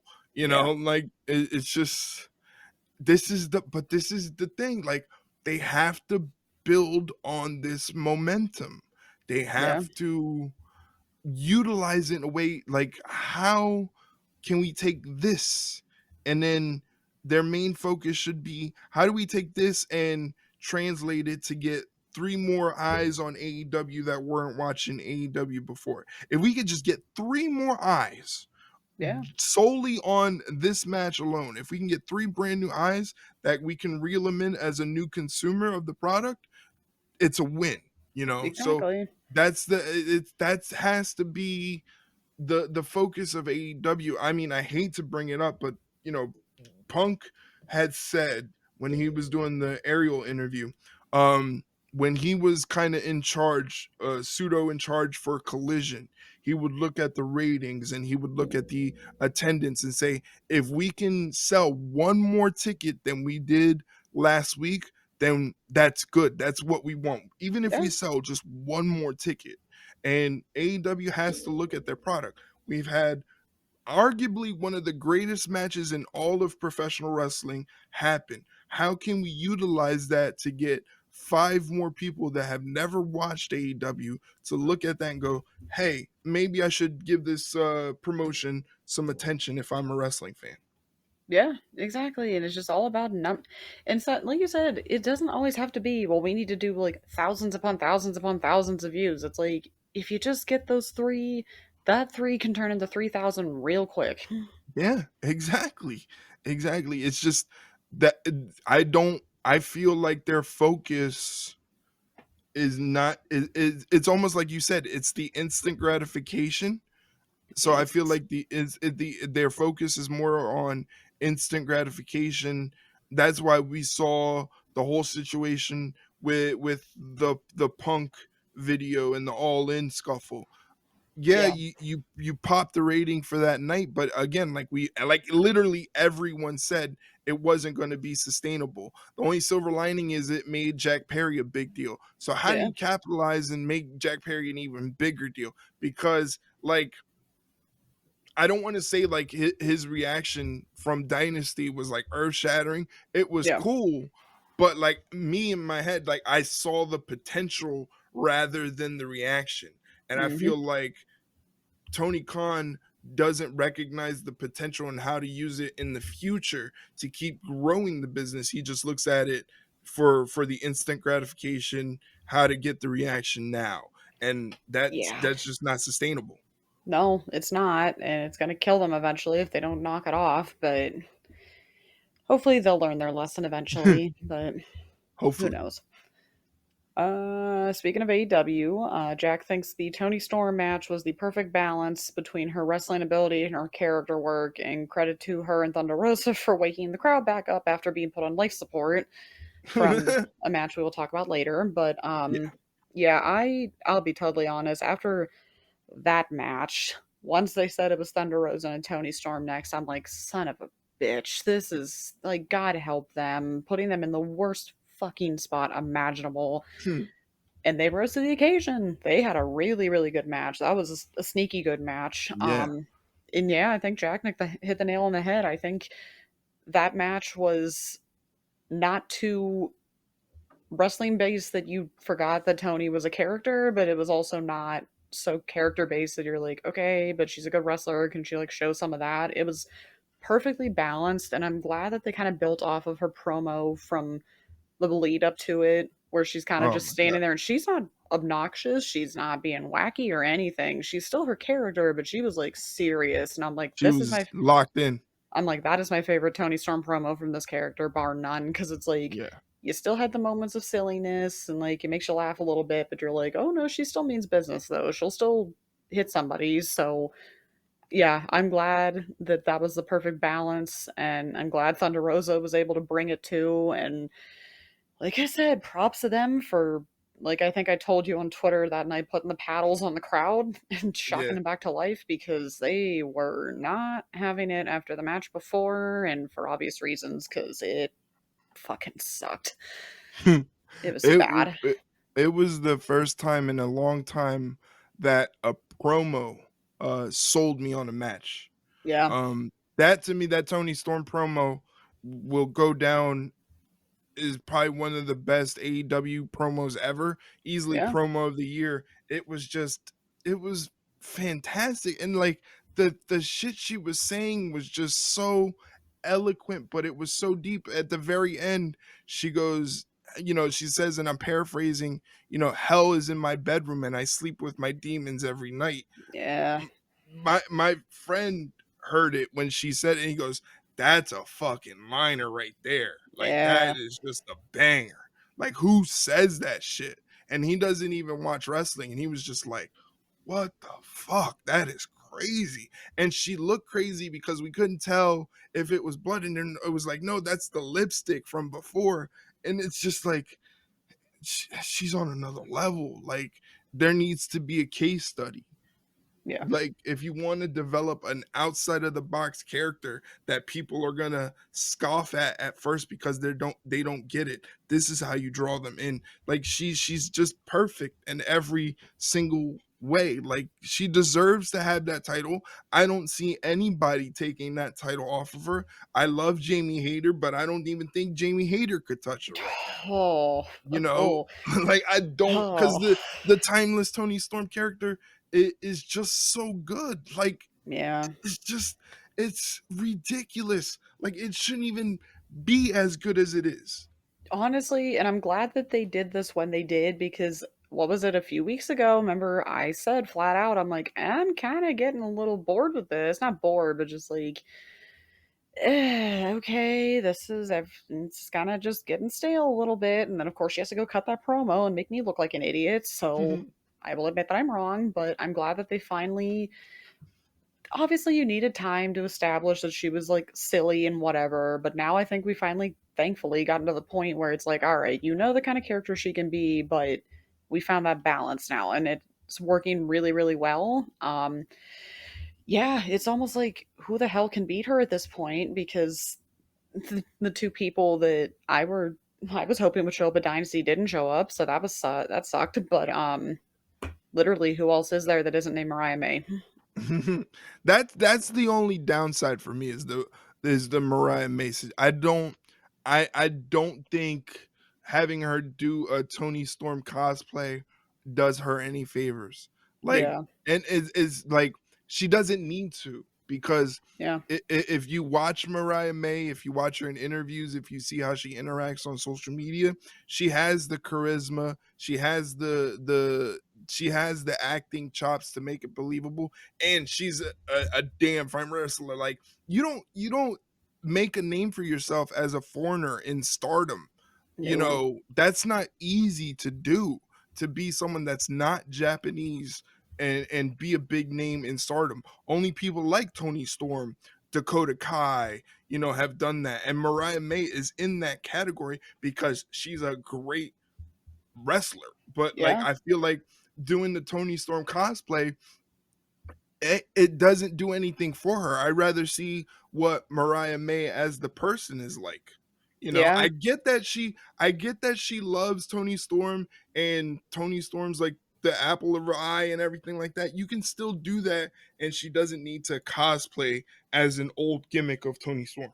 yeah. Well, and I did find it a little interesting. They're kind of already hinting at it, because at the media scrum, someone brought up, "Oh, do you know that Mariah May is the number one like ranked woman in the division?" And Tony just got up and left. So Yeah, she's so yeah, good. Like it's starting. It's she's so starting. Like, good. She I mean, go good. Like I mean, hell, they even hinted at it a couple weeks ago when Tony's like, "Oh, this was your plan all along, wasn't it? Just to like, get me when I'm down." Oh, that's such a great idea. I just love you. So it's like, mm-hmm. Like, even if I wonder if like even like the switch kind of flipped a little bit, where maybe if Mariah wasn't thinking that way, then as soon as Tony brings it up, you're like, you know what? Yeah, that actually is. That actually. sounds like a good idea, but Yeah. only time I will tell. I wouldn't split them up. I think they're a No, not good yet. duo. I just don't see the need for her to pretend to be the old Tony Storm. Like, she doesn't need to. I can understand if they felt like they needed to mask something or give her something that she can build on, but Yeah, like she's charismatic enough that she could do it just as Mariah May, straight. She doesn't need to be yeah. a cosplay of another wrestler. Yeah, I completely agree, which hopefully they've gotten that hint, but I don't know. She doesn't need it. Like you said, she absolutely doesn't need it. She's more than capable of handling herself on her own and not being Tony Storm 2.0. Yeah. Oh boy. Is Mercedes Monet purposefully doing stilted 2019 WWE style promos to help herself make herself a heel? Mm. That's a First, like, loaded question. yeah, first, like Tony Storm, 2019, that year in terms of Uh, WWE is such a Cursed. dark year. It's Like, cursed. it's good, but I saw something that said Mercedes Monet might be the first person to come from WWE go somewhere else, and you see like she's only as good as she'll ever be in a WWE Oh, setting. oh, getting exposed. Oh, Yeah, it's a drastic yikes. statement. Not necessarily you have to agree with it, Mm, but when there's some you validity look, to yeah, if you look at the way AEW is using her currently, it. Not and good. this is a complete fumble on AEW. I'm not saying they fumbled Yeah. Mercedes Monet. I'm saying they're starting the ball is juggling right It's now. not a They good don't start. yeah, it's not a they don't have a secure reception on the ball. The ref would probably call it back and say they didn't have control of the ball. Yeah, Yeah, literally. Yeah, you literally. know? For all the football fans there. Yeah. Yeah, for all the football fans out there. Here's the thing. We've said it week after week. If the plan was for her to have an in-ring debut in May, why Hmm. the fuck are we debuting her as a company employee in the middle of March? Especially since you had her as an employee 2 months before that and never said anything. So Right. it's not like you wouldn't have like fooled anybody. It just would have been like, okay, she's there. They're just waiting to do it. Cause yeah, it's just like I get what they were trying to do, make her seem special because you're not gonna throw some just random like I don't know like Anna Jay at her and just be like, oh yeah, she'll just wrestle on a random Dynamite in Peoria, Illinois. Like, Yeah. no, she's suited for some pay per view like Double or Nothing, but yeah, at the same time, don't debut her literally 2 months before that, and all she does is talk. And the problem is, and we've talked about it before, in the ring, fantastic, great, one of the greats, whatever. Talking, mm, Not so not good. so much, Not not so, so and much. So no, go like, ahead. the one thing the problem is that okay, if she had better promos, you could get away with it, but when that's all she's doing, it's kind of tough to be like, oh my god, I can't wait to see her in the ring. Some people are just getting to the point now where it's like, I wish she'd stop with these promos, but Yeah. That's the ugh. that's the thing. Like, that's the thing is you debut her in the middle of March, and we said this I believe in the last episode, so I'm kind of rehashing what I already said. You debut her in the middle of March. Okay, you wanted to have a big show in her hometown. The thing is, you didn't necessarily have to have it in her hometown for her to garner a big reaction. If you wanted to do AEW big business 3 weeks before Double or Nothing when she makes her in-ring debut, you could have done that in some podunk town or Peoria, Illinois, and you would have still sold out the arena. The Yeah, problem is you did it in the middle of March, and then after that, it's every week. It's running her out to do a promo or a promo vignette. The problem is her promo is the weakest part of the game. It's so weak that it's a deterrent. It's making her look very bad. On top of that, to that person's point in their tweet, her promo style has become so WWE robotic that, like you said, it exposes her to the fact that maybe the only proper setting for Mercedes Moné is to be Sasha Banks in WWE. I don't care if she trains with Io Sky, Bull Yeah. Nakano, Natalia. She could train with Medusa. It literally, that's fine. But like you got to get her in the ring if you want to show what she's good at. You're showing what she's bad at. Like that's Yeah. what it boils down to. You're actively showing what she's bad at, and it's not doing it any favors, because God forbid whoever she wrestles at Double or Nothing, if she has a stinker, it's over. It's over. Yeah. You know, Yeah. it's over. This is putting her run so far, and the way she's being used in Ugh. AEW has been so subpar, Yeah. borderline bad, that it puts that pressure on her. If she doesn't deliver a match that has people talking like it's a show stealer at the end of Double or Nothing, we Done. are in trouble. Yeah, I mean, luckily, her and Willow were more than capable of putting on a match like that, but I don't way know. to way to add some more pressure to yourselves though, which could easily make you fuck up more because pressure can do that to you, but it's just like, guys, can you stop putting yourselves in these positions? Like, Yeah. why are Like you making all these dumb decisions? yeah, the thing is, like, I love Willow and I'm so happy she won, but I I mean, yeah, but like I don't know.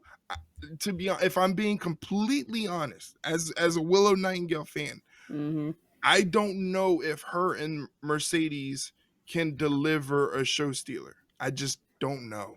I don't Hey, I know. mean, we'll have to bookmark this and come back in a month and we'll see if we were totally wrong or not, but Yeah, like this would be a if Jamie Hayter is cleared, mhm. this is where you pull the trigger, because you put Mercedes and Jamie in the ring. You can, that on paper is the show stealer, and Yeah. not only that, if you put Mercedes in the ring right now, people are going to still talk about how bad the lead up to her introduction to AEW has Yeah. been.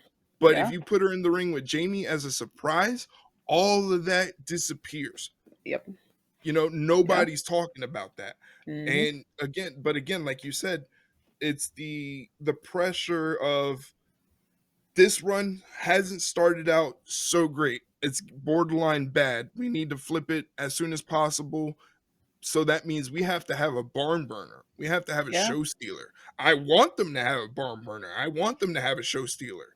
But if they don't, the Yikes. ramifications is going to be bad. If you have anyone Yeah. that has not watched WWE in 20 years and they've reintroduced themselves to professional wrestling through AEW, if that's their first exposure to Mercedes Moné in the ring and it's a stinker, they're going to go, Mhm. this is what they've made a big deal about. This is the highest paid female professional wrestler in the game right Yeah. now, Yeah. you know? Yeah. It's it's not gonna be fun. And like, I mean, the worst part is though, is that there are very few women on that roster right now that you could put like replace Willow with. Not that we're saying replace her, but if you would to put anybody else in that same position, we'd probably be kind of saying the same thing where it's like, okay, they're good. Some of them are even great, but can they live up to the amount of pressure that AEW has put on them to put on? You can't even, like you said, you can't even have a good, you can't even have a great match. You have to have a fantastic match Yeah, you have for to the have a discourse not to get doubled, right. tripled, quadrupled. Yeah. We literally have to, that match at the end of the night has to be the match where we go, when they ask us, well, what was your favorite moment? What was your favorite match? That match has to come to mind. That's Yeah. the pressure that they've put on themselves. You can't deny it. It's not being tribalistic. It's not wanting to see anybody fail. I want them to have that barn burner. I Yeah. want her to live up to the expectations that AEW has put on her, to in the eyes of us fans. again, that's the main thing. Is that's the main fear is when you have but it's been like it's by the time Double or Nothing happens, it's going to be 10 to 12 weeks of just Mercedes cutting a promo very Mm-hmm. badly and dancing to that stupid ass song. Still not a fan. That song is garbage. Still not a fan. Yeah. So this is going to be a very interesting lead up to this pay per view because For sure. if it's any indication of what it's been like right now, ugh, yikes. All right, so Jack prays that the trios titles are unified and we can get back to a PWG style trios matches, less belts and more focus will go a long way to build the division and Bullet Club Gold back up. First off, thank fucking God they won. If the Acclaim won that, oh, I would have been so mad. Like that would have been the worst start to that pay per view. I get that it was the last match on like the buy in or whatever, or the 0 hour, but still, I just can we just talk for 1 second? What the fuck was that rap? Like, what was that? Like, That was just bad. just because you're freestyling is supposed to mean you're more serious, and then you say that very last line, and it's just like, why does Tony still give this guy a mic? Like, his just raps are so just lazy. They've gotten so lazy. They used to be so good, and now it's just like, I don't actually want to hear you speak. Please just cut the mic. It's just they need to do something. Get Bowens Yeah. out of there, please, for his Yeah. sake. We Like, talked about it last week, but if it really feels like Max Caster is actively trying to ruin it for Bowens and Daddy Ass, like it literally, and I is don't know how you'd want to be around him right now because how could you be okay with that? yeah, If I was Bowens or Daddy Ass, I'd be fucking mad, like in the back, just like, dude, would you yeah, just shut up? We had a good thing going, and you just single handedly is just destroying it. yeah. And yeah, it's so dumb, but no, I'm glad that the right team won because Bullet Club Gold was the only answer to win those titles. And yeah, maybe, next pay per view we get them off the pre show because I'm kind of tired of seeing Jay White on the pre show. Um, Oh my god. that'd be great, but Jay White on the pre-show, Jericho on the main card. What the fuck are we doing? Like, literally, like, well, Jericho probably thought it was a good idea, so oh my god. Like it's like you said, like he's just the only way I see this turning out to be as positive thing is if Tony Khan opens his eyes, smartens up, sees how everybody is reacting online, which is like or in the arena. yeah, which is basically like, oh, see, my dog doesn't See, even like it.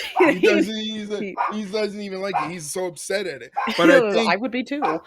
yeah, but I think the best thing to do is, hey, shut it up. All right, enough. We're getting through it. We're getting through it. All right. He doesn't want to hear it anymore. Yeah, but I think the best course of action is to um use this as to make an angle, you Yeah, know? yeah, To something. you can like you said, Bowens is getting upset. He sees how the reaction for Caster is. Yeah, So he looks at that and he goes, this is how you start the dissension. It's smart because I feel like the dissension thing between teams has been overdone yeah, to a certain extent. yeah. Use But Daddy Ass. Use him as like the father figure. Like, look, kid, you're getting a little out of hand now. You need to like knock it off. And Caster pretty much pulls the "screw you, dad, I do what I want" kind of attitude, and Bowens is like, "I'm not dealing with this anymore. This is bullshit. I'm out of here." Like something like that. Not yeah, just the "I'm mad at you, so we're done." It's like there has to be more to that. Like make it a little more interesting.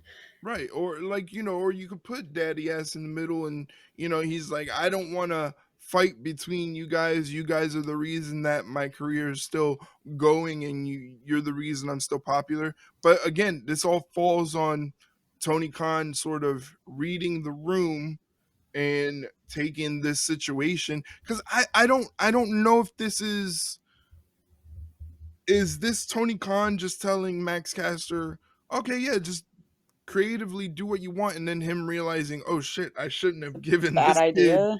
Yeah, that was a bad idea to do that with this kid. It was Is always just gonna be a bad idea though. Just look back at like that stupid rap that got cut from what was it like Darker Elevation because he couldn't keep his mouth shut, and then that stupid shit he said about Vince McMahon at that indie show. It's just like did you not think that if you gave him enough rope, he was going to end up hanging himself? It's just I don't know why he keeps doing it. Why? Literally, Like, you cannot be that dense to yeah, think that this is a good idea. he must have like a he must have like one of those kinks where he likes to get degraded I and guess. humiliated, because it's like, why, even online, like on social media, it's like you must know you're gonna get this sort of reaction. And to be that type of person where you get a reaction like he does, and you sit there with your phone and you're like giggling like, hey, I really got them angry. Like, it's Yeah, cornball activity, it's you know? weird. It's Yeah, just weird. it's just weird. But again, shout out to, the Bang Bang Gang, which is great, because in terms of the guns, I remember being on this podcast and just completely blasting them, Mhm. just not into them. And I've completely done a 180. Yeah. A big fan of the Bang Bang Gang. I still think it's really, really stupid that Jay White's first title, for a major company, is a Yeah. trios title. Like, Yeah. the only reason people don't see him as a main event player right now is because the way he's been presented. Yeah. He Yeah. should be a main event player. Like, again, I'm not trying to be tribalistic, but like, we're missing out on prime Jay White that could have had bangers with Seth Rollins, AJ Mhm. Styles, Cody Rhodes. uh yeah, anybody, Drew McIntyre, Mhm. Gunther, like, Sami we get him, Zayn. Sami Zayn, but we get him in AEW. So why are we not having bangers against Bryan Danielson? Yeah. Why don't we have a feud between Osprey and Jay White? That would do numbers. Yeah. But if you even wanted to, I mean, if we're so hell bent on trios, House of Black, like something interesting to get, like Jack said, some of the other trios type like teams having something meaningful again, because I mean, granted, thank God House of Black won. I was gonna like lose all hope if they would have lost a Dynasty, because it's just like, what else are we doing here? But that's a rant for another day. But okay, well, now that you have a centralized focus, hopefully, for the trios titles, maybe you can actually make the division mean something again, because who else besides, I mean, like, you got the Blackpool Combat Club, maybe, if they, want to be a trios team again. You got the House of Black. You have other teams that could make it a viable division. You just don't want to do it for whatever reason. I don't know. I'm kind of on the opposite. I don't think they have enough teams. I think if you're Who would have going to thought? put Who would have thought we would say that about AEW, that there aren't enough teams? right, but I Everyone's in a think faction, but not enough teams. if you're going to do a division that has a title like the trios title, you got to make sure you have at least 10 solid trios teams. You know, And there aren't any right how are now. you going to do it with 4 or 5? That just doesn't work. No, Like, not the same. like, like, how do we had to mash up Adam Copeland with Mark Briscoe and Eddie Kingston. Eddie Kingston just lost to Mark Briscoe. He just lost his world title to Mark Briscoe. There should be at least a little bit of animosity, but there's Yeah. absolutely none Like, of why it in wasn't there. that why wasn't that the reason House of Black won? Because we even said we could easily see Eddie letting his emotions get the better of him, Yeah. going on Briscoe, but it was like, no. But I get why it ended the way it did, because maybe finally, after years upon years of praying to God knows what, Malachi's finally getting a singles feud with Copeland for this title, and God, I fucking hope he beats him, but he's not going to. But I can at least hope. But at least they finally remember that Malachi's a very good singles wrestler. Like, it took them long enough, but I don't. I seen some of the discourse when it comes to Malachi now, and of course it's the internet, so of course they want to be contrarian. But again, it's all about the way Tony Khan presents his performers. Um, and I can see kind of the points. It feels like, because Malachi hasn't been able to get his footing as a singles competitor, he's been, not, I don't want to say relegated because that sounds negative, but he's yeah. done so much work as a unit for House of Black to get House of Black over, that his spots in the ring kind of seem uninspired because there's so many moving parts when you're in a trios team. Yeah. And honestly, he's a smart guy. I think honestly, and again, I'm not trying to sound tribalistic, but he the creative direction for House of Black, like, it's probably not what he wants to No, have, not at and all. it feels like Brody and Julia are going to start lapping him. I hope not, but that's what it kind of There's seemed. Well, same with Buddy too, but he's just kind of there. Yeah, and it's one of those things, like, would Malachi be happier on the other side? Maybe. Obviously we would be happier because we know he'd be a focal point because he is a Triple H guy in every sense of the word. Yeah, Triple H really, really loved it. I think Triple H probably loved Aleister Black more than he loved Adam Cole at a certain point. maybe. Um, it's just a thing where, like, the presentation is not where he wants it. Um, he can't elevate House of Black as a unit, not being a single star. They can put him in a main event program. A main event program versus Swerve right Cool. now Oof. would be if it's Malachi as his first challenger for the title. You know, Yeah. he had you can't say, oh, he doesn't deserve it. House of Black has been racking up wins. You Yeah. know, Yeah. you can put him in the front, make him a big deal as a single star. It elevates House of Black as a whole, elevates the whole group.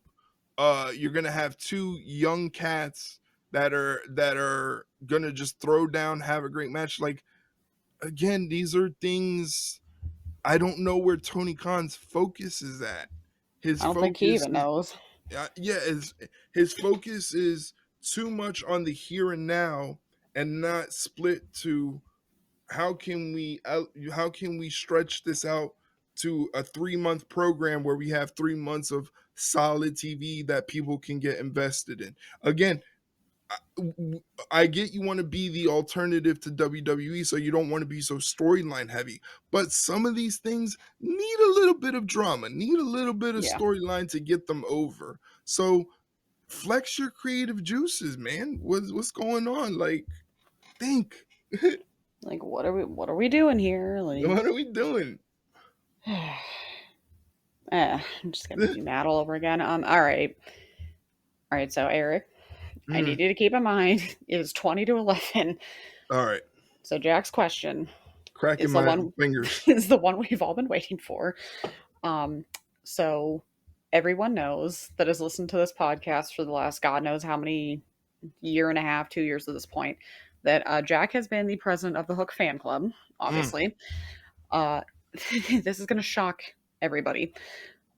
This shit show of a match with Jericho Dynasty was the least excited he has ever been for a Hook match because he knew what was going to happen, unfortunately. Mm. Jericho feuds are the same every single time. Lose first and win for the next 6 months. Going from Samoa Joe and Hook to this is beyond disappointing. I'm just gonna sit here and drink my water. I'm gonna let you go. Well, the match was a Trash. whole hot dog pack of ass. Trash. Okay. The Terrible. match was just bad. And I looked at it. We all knew we kind of knew what the finish was going to be. So, and a lot Mhm. of the negative reaction is because of the finish. But if that's your first reaction, look at the fucking match. Look Yeah. at the fact that Hook almost had multiple spots where he almost pulled a sports hernia trying to lift Jericho's fat ass to do a The fucking air fryer. suplex. He looked he looked like a melted candle. All right. It's the new one. he Oh looked like god. he looked like one of those rotisserie chickens you get at Walmart that are in the plastic bag right now. He Oh. just looks fucking horrible. Yeah. And I don't know what world he lives in, but please go home and please retire chants are not chants that are Mm-mm. getting you heat as a bad guy. Yeah, that's They're not getting a, oh, they're talking about me. It's like, that's not a good sign at they all. want you to go away. We all want you, Chris Jericho, to go the fuck away. Away completely. I would Hmm. rather have a whole 2 hour AEW Dynamite of just Brandy Rose and Dan Lambert Oh throwing shots god. at each other Oh. than watch another fucking Chris Jericho match. This guy, like I said on Twitter, is making the viewing experience as a wrestling fan a very shitty experience. Mhm. This guy is Garbaggio. Get him the fuck off my TV. He killed Sammy Guevara. He killed Daniel Garcia. And Mhm. now he's killed Hook. And his fucking brain goes, oh well, they needed to get over, so they needed to call Chris fucking Jericho. I'd rather them wrestle a tub of fucking mayonnaise because aesthetically it looks no fucking different than putting Chris Jericho in the ring. Oh. Okay? Yeah. Chris Jericho Yeah. and his crazy fucking wife can fuck all the way off. You're Mhm. making wrestling a horrible experience. You're no longer good. There was no fucking reason for Hook to lose that match. They No. didn't do fuck all with Taz, which they could have did, but they made Taz look like a fucking dope. All Yeah. right? Yeah, they did. it, you that was your money right there to get the angle over was to use Taz, and you have Jericho push him down and make him look like a fucking half a brain Yep. vegetable. Yep. Like, what the fuck are we doing? This is why I'm not surprised Hook wants to get the fuck out of there. Yeah, I would. he Like, he he's already said it. His contract is coming up. There hasn't been any contract negotiation conversations because according to Hook, and this is what he says. So if you don't want to believe me, go yell at Sean Ross Sapp and all the yeah. people at Fightful, because what they're saying is, according to Hook, he wants to explore his options. If he Yeah. goes to NXT or Hmm. WWE, it Over. is that kid's got the rocket strapped to his back to the point where Taz will have to look at it and go, fuck, what am I doing here? I need to go with my boy. Like, Yeah. like what I'm saying. Like, but Chris Jericho is fucking awful. And Mhm. you know me, I would never, ever disrespect a professional wrestler in this manner. But I feel like Chris Jericho is slapping us in the face.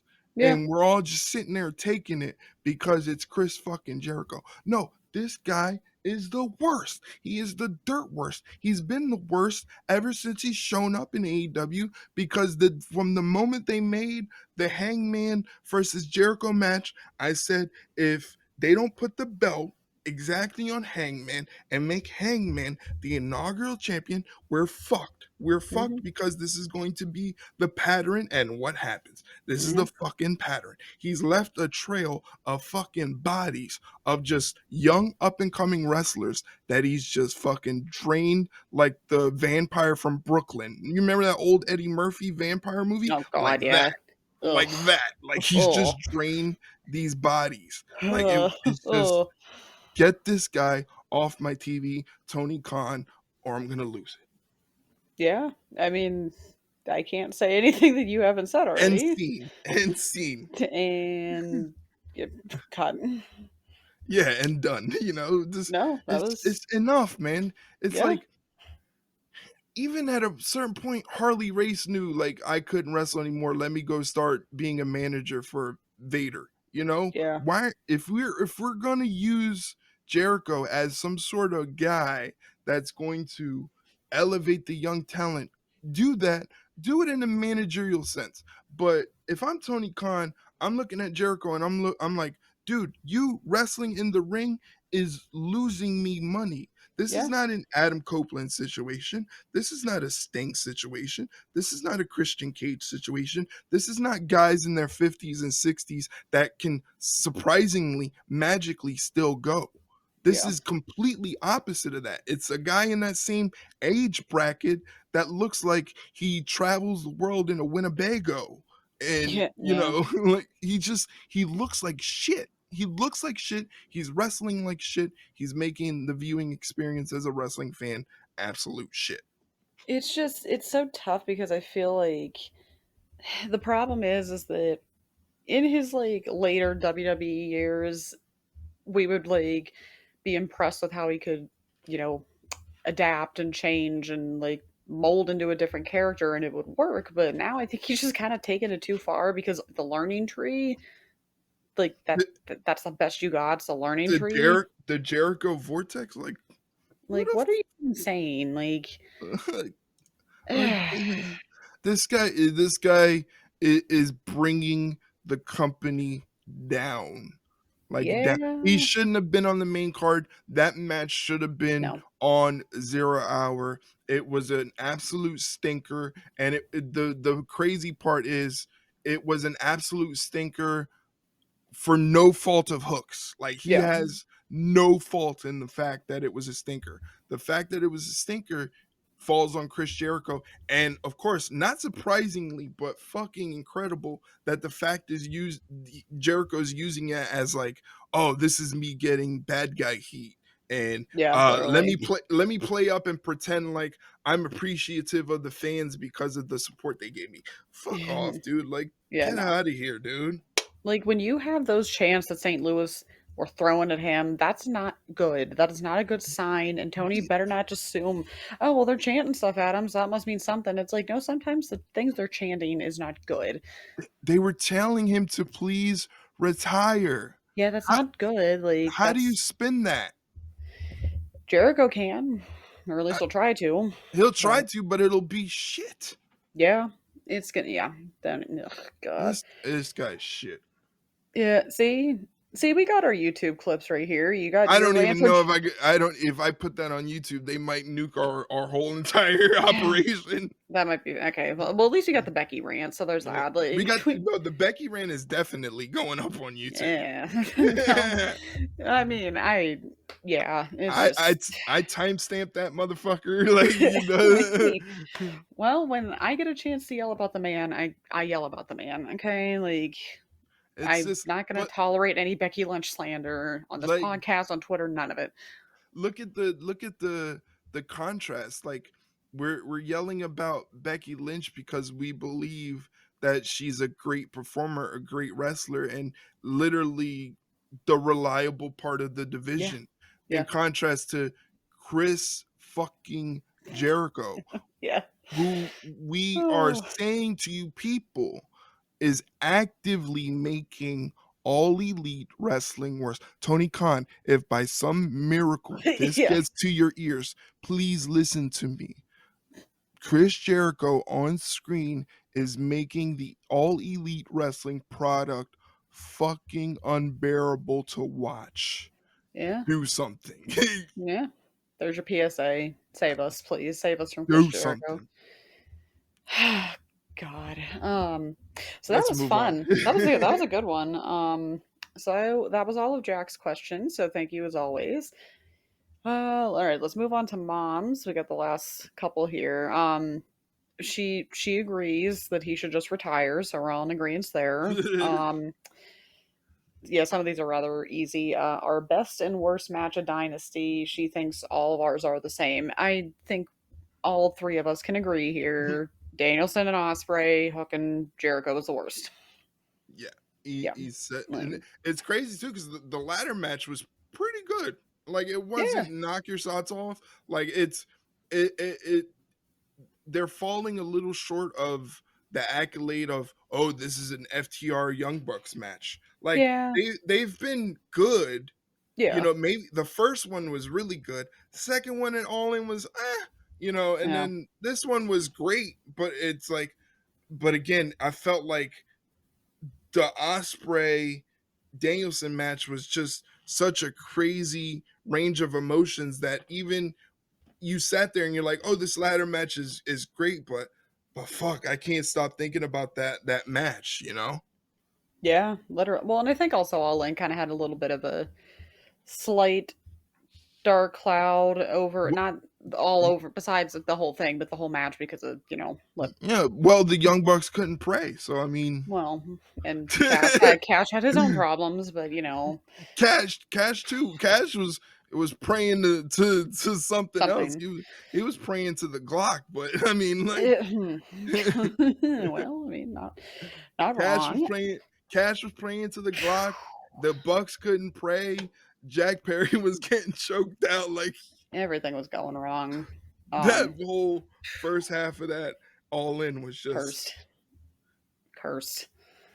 Chris Hero's face was perfect from the footage. Just Yeah. him in that crazy colored polo shirt. Just what the fuck did I sign up for?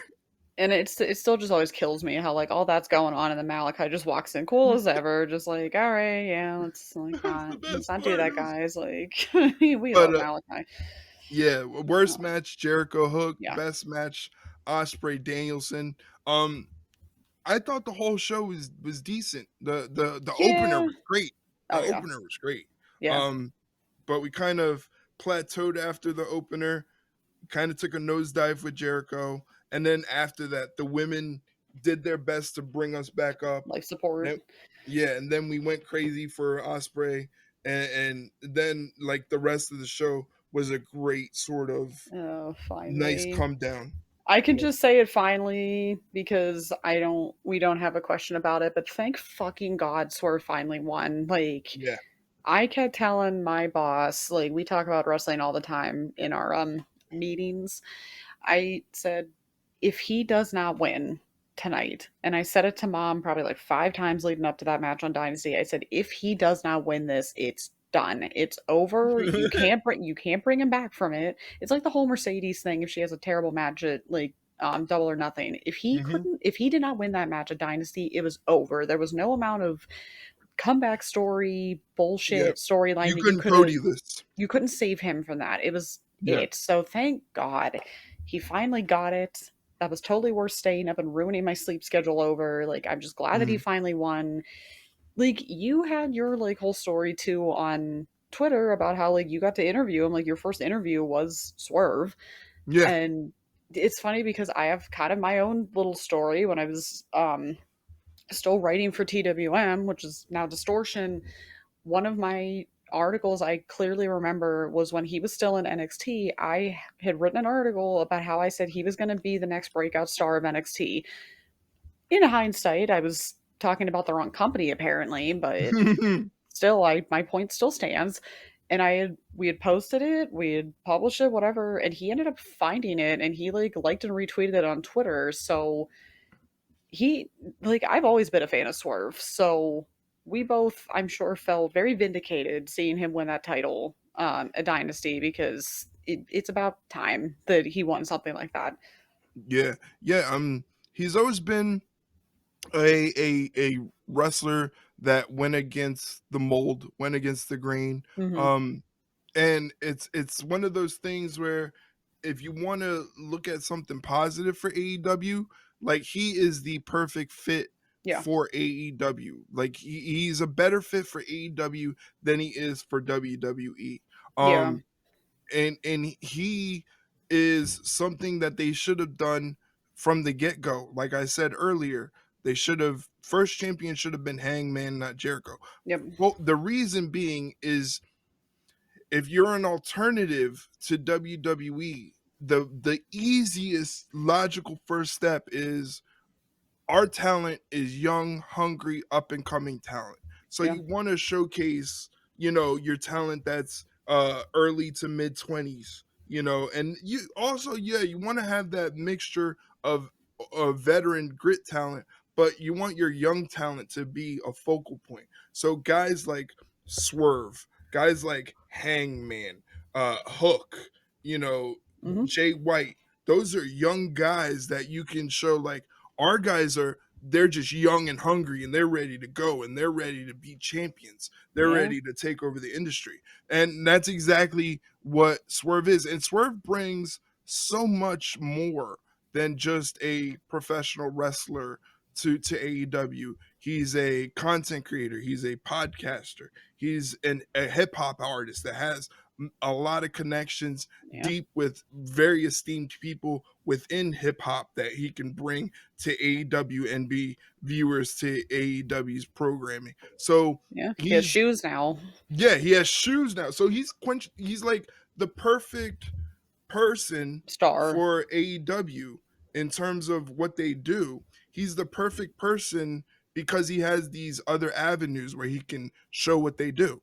Yeah, exactly. So I'm glad that they finally realized that, hey, now's the time to do it because I would not have wanted to be in that arena if he lost. Kind of how I was not going to want to be in Lincoln Financial if Cody lost. So maybe not to that scale, but still.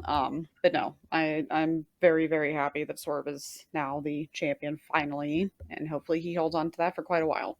Yeah, I'm actually interested in seeing how they're going to build on that. Yeah, I am too. So let's hope they don't fuck it up. I'm kind of going out of order here because a lot of these we talked about already. Our thoughts on the new women's champion. You guys heard the rant earlier. I'm all for it. The man was the rightful person to win that belt, and Mhm. anyone who disagrees can fight me. It's fine. But no, I'm all for it. Uh, so there's that.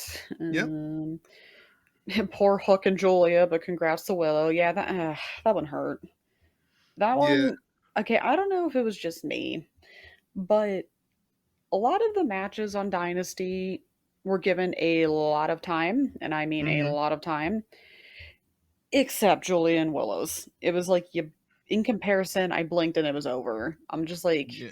really? Like, that's some bullshit. So it's like, I'm kind of wondering if maybe Julia actually is legitimately hurt, and so they couldn't really do a whole lot, but still, it's a little blatantly obvious when every other match was getting like what 10, like 15 to 30 minutes at the very least, and they got maybe what 10.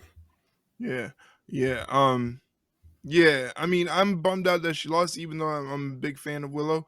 But in hindsight, like the stuff they did after the vignette where she's Yeah. crying, and Yeah. then Brody just shows up and what do you say? Oh, now we rebuild. Time yeah, done that. Yeah, now we rebuild or something like that, and I'm Yeah, like, "Oh like boy."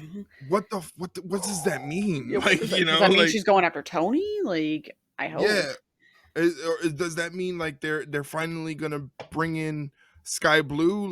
Maybe. Like so that like piqued my interest. These are things that you have to do. Again, this will elevate your programming if you do something where a wrestling fan can go, oh, that's gonna make me want to tune in because what the hell does he mean by now Yeah. we rebuild?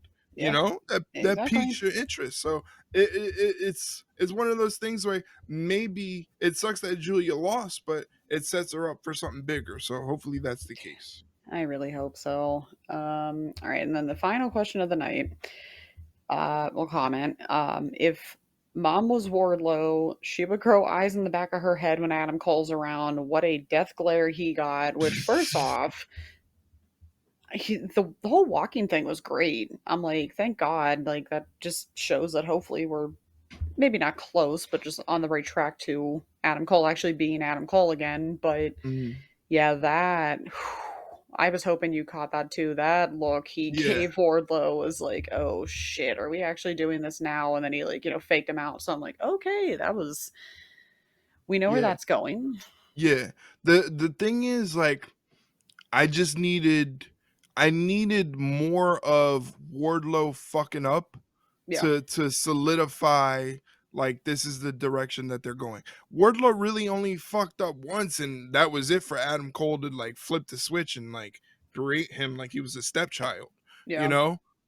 So I would just wanted to see that stretched out a little bit more to hammer home the fact that Wardlow's been fucking up, Yeah. like because that makes him sort of vulnerable and it shows like okay like he's an unstoppable monster but clearly like even based off of his judgment he still has a weakness, Yeah. and you could use that to solidify that Adam Cole really has an evil side to him. So I feel like they maybe are rushing it a little bit, like flesh it out a little bit more. But this is one of the things that Adam Cole excels at is his storytelling and his expressions. His expressions really do a good job of adding to the story, like this expression in itself of him just giving Wardlow like a death glare and really, Wardlow doesn't even know it. Like he wasn't even looking at Cole when Cole was like, giving him that look like you're fucking up. And the whole problem is like Undisputed Kingdom does nothing for me. Like Yeah. it doesn't give me that same sort of tingly feeling I used to get when I heard Shock the System. Yep. Like I Yep. used to get that tingly, like, oh shit, the badass dudes are here, Undisputed Era. Now it's just like, oh, it's the Undisputed Kingdom. Like, woo. Like, It's like, yeah, okay, this is fine, I guess. yeah, like I Uh, mean, the Roddy Kyle O'Reilly match was great, but it was just yeah, like it was serviceable. Like it would have been just as good if it was on Dynamite.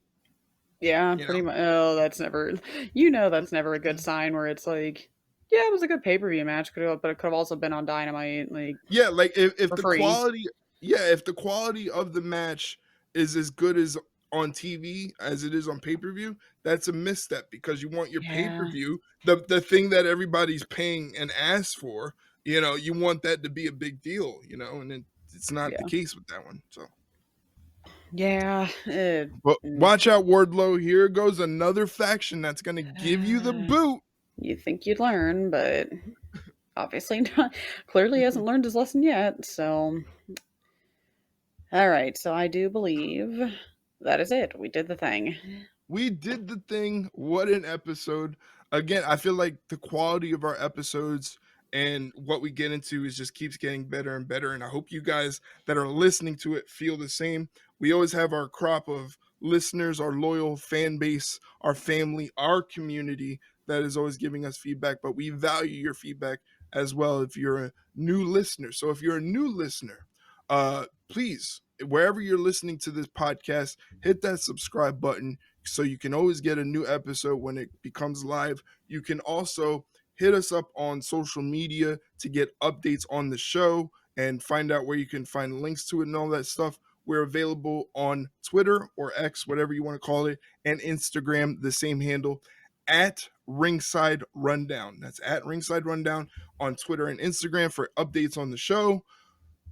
We're basically on every single podcast platform that you can think of, all the main ones like Spotify, Apple, Google, iHeartRadio, even on Amazon Music you can listen to the podcast. It's basically everywhere you listen to podcasts, so make sure you hit the subscribe button. It'll help us out greatly.